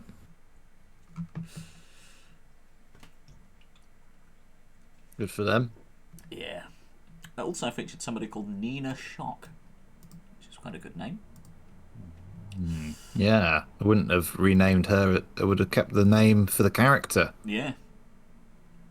Harriet's parents send her to be evaluated by a psychologist who assures them that Harriet is fine. Then things start to get better again. She gets her notebook back and even gets a surprise visit from Golly, which is Rosie O'Donnell, who tells her that in order to make things right again, she must do two things: apologise and lie. Okay. Conflicting. Yeah. There's definitely a big mixed message from Golly there. Yeah. Harriet then tries to apologise to Sport and Janie, even though they initially reject her. They later, however, finally come to their senses because they get tired of being treated unfairly in Marion's bully group and quit as a result, much to Marion's dismay. She also yeah, I love that, the toppling of the head of the bully group. Were you ever part of the bully group at school? Well, I don't believe so. Perhaps there were certain hierarchies in our sort of friend group, a group of friends who were ourselves kind of at the bottom of the sort of food chain in the sort of school ecosystem. But again, within that, there may have been internal hierarchies where I wasn't at the bottom. Yeah. That's probably was kicking down a little bit in a way in which I'm probably slightly ashamed of now. But there we are. All the people who... But I think that is one of... Go on. I think that is one of the lies of American media. I don't know how things work in the American educational system, but all school movies give this sense that there is a group of bullies, a clique, who are made up of like the in crowd. Yeah. Whereas I think the reality on the ground is that it's a mega structure. Yeah. One big pyramid. There are a lot of bullying, different which then little, gets extrapolated into society. Little sort of ecosystems and microclimates in which, heaven help you if you're at the very bottom. Oh yeah, but I don't know. There's probably some sort of freedom in that. I think being second from the bottom would really suck because, That would be you've bollocks. got to kind of turn around every day and try and bully this other kid, knowing, I think, as you both do, that you've got more in common than you do with, the other 98% of the pyramid on top of you. But, the person at the bottom is free, Yeah, liberated. Um, liberated. Their morals are clean, at his least. expectations. And those people usually go on to be Bill Gates and stuff like that, don't they?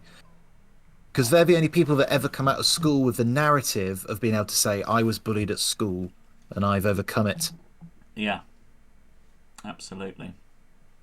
On the opening night of the 6th grade pageant, Janie, Sport and Harriet light off a stink bomb as revenge on Marion and dance to James Brown's Get Up Off of That Thing until the end of the film. There is no... Right. It's like 15 minutes in. no information as to how long that takes. That is a very, very strange way of phrasing that. It's a really in-depth listing of the plot. It I is, don't yeah. used to see that anymore. Surprisingly in depth. There is the poster. Harriet the spy is using this magnifying glass to look at this person who is, presumably, we must assume, behind her.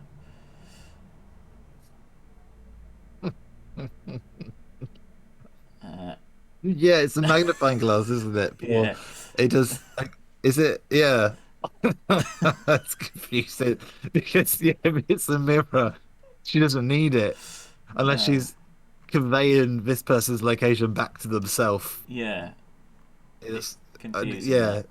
Doesn't make any sense. The low res version of the poster as well on Wikipedia. So we've got rid of that. Sorry. Pete and Elise point out that there doesn't seem to be a lot of spying in that particular film. Well, you were going to provide us with one further bit of coin news, so we'll pop over to the current currency screen. Let's bring up some sort of breaking news image.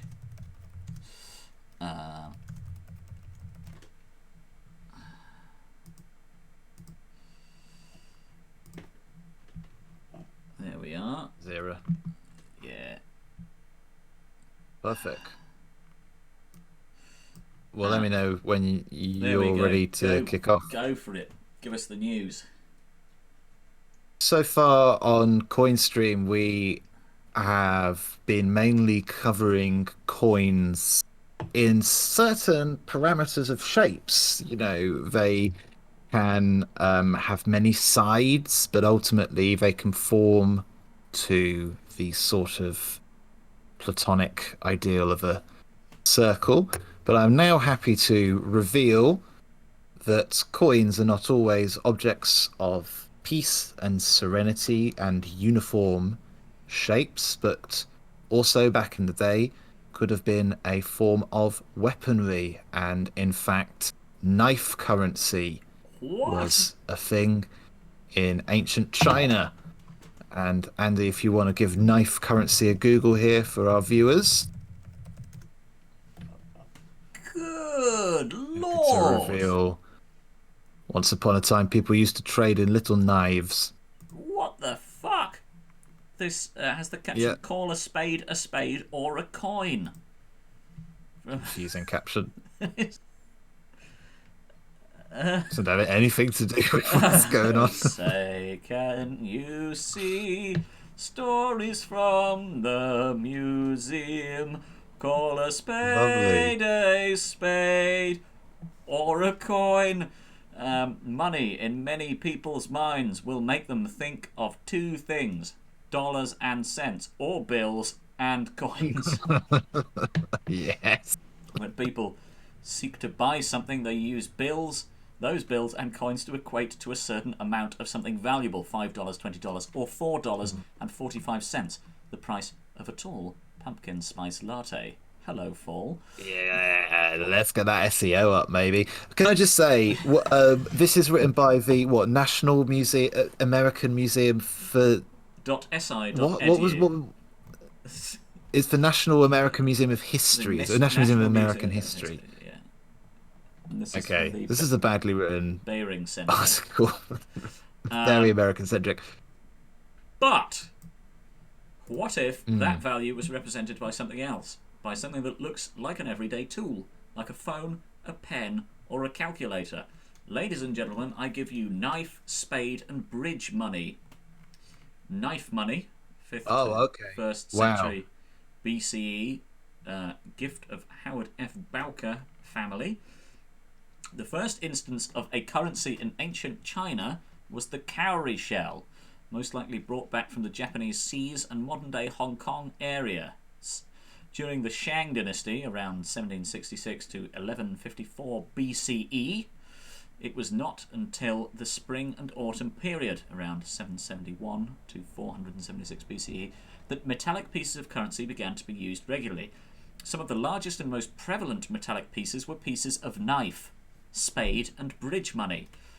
Knife, spade, and bridge money all have similar origin stories. These coins were derivative productions of agricultural tools, oddly enough, knives, spades, and a musical instrument. What?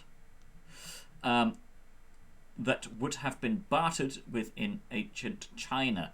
But notice, numismatists and scholars call these coins or money rather than the tools they mimic. I think coin has any like specific connotation with a circle, does it? I think it's well, maybe it does. I don't know.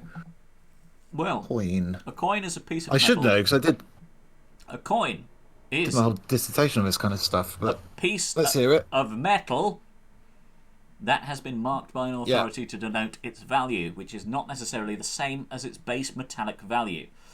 Knife, spade, and bridge money are money rather than the tools they represent because they are 1. Shaped metallic pieces, and 2. Marked by an authority to denote their value. The mark on spade and knife money typically describes either the location of production or the ruling authority, and as the currencies developed from the text often the text often became longer and more intricate. These would definitely not have been mixed up with the objects they mimic.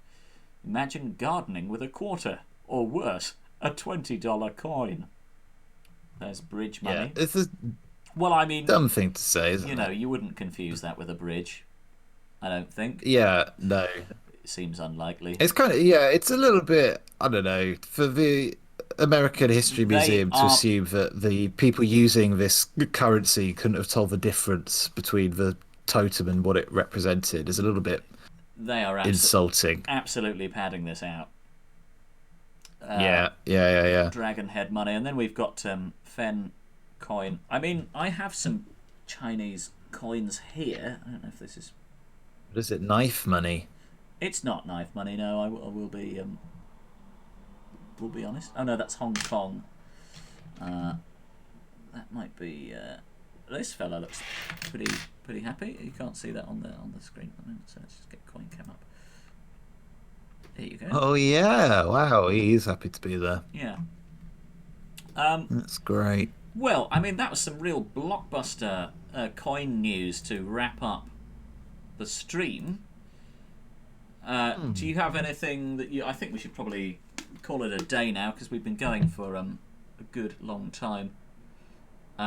Pete and or Lee's It's been mammoth. final comment asks whether that's why you brought a knife to Escape the North. No, I bought a knife to escape the north because I was thinking tactically what is going to be the most useful thing that I have in my house for trying to escape a place, and I thought, well, a knife is just going to be it. And that seems fair enough as far as I'm concerned. Yeah. Any final comments from you that aren't a response to an audience question? And in the meantime, any audience questions or comments as well? Oh, no, nice to be back on the Sunday, spending a good few fucking hours getting into coins and flower language and becoming an uncle and enjoying some Waitoeru from Hitachino Nest, and always a pleasure as ever to learn some new things with you all and impart some well-earned wisdom that I've grappled from the claws of life. Well, thank you for grappling with the claws of life in order to bring us that wisdom. It's certainly been a pleasure for me to receive it in this format, and also to facilitate the dispersal of that information from your head and mouth to the viewers of the stream. Final comment from Josie is, thanks for the fun stream, Andy and Sam. Have a good evening, everyone. Pete and Orleys also thank us. So I would just like to give my thanks to everyone for joining us today. A special thanks to Sam for bringing a wonderful collection of coins, knowledge, thoughts, opinions, and a good amount of wit and charm, and being pleasant company to the stream today. It's been a real joy for me to spend some time with my friends today, and hope you'll be able to join us next Sunday. Absolutely. Yeah. Looking forward to it. Yeah, Next I hope Sunday, so. Always a pleasure. as we continue to try and learn everything that there is to know about coins, and also settle any other things which are up for debate. I will also be back on Thursday with Thursday Night Football. And I'd just like to say that my podcast hit 700 downloads at some point this week. So if anyone hasn't downloaded it and wants to download it and push it further above that, that would be welcome. But it has hit 700 now, so I'm happy, I think. That's pretty solid. Congrats. Yep, that's all of the info, I think. Pete and Orley say it's a good podcast, as I think I seem to say every single time that I mention it, and as if it's some sort of prompt by me, but it's not. I'm not asking people to validate me every time. They're just independently verifying. Well, I appreciate that. I do appreciate that. So it's goodbye from him, and it's goodbye from him again, but this time in his own words, and it's goodbye from me. There we go. I've stopped it now.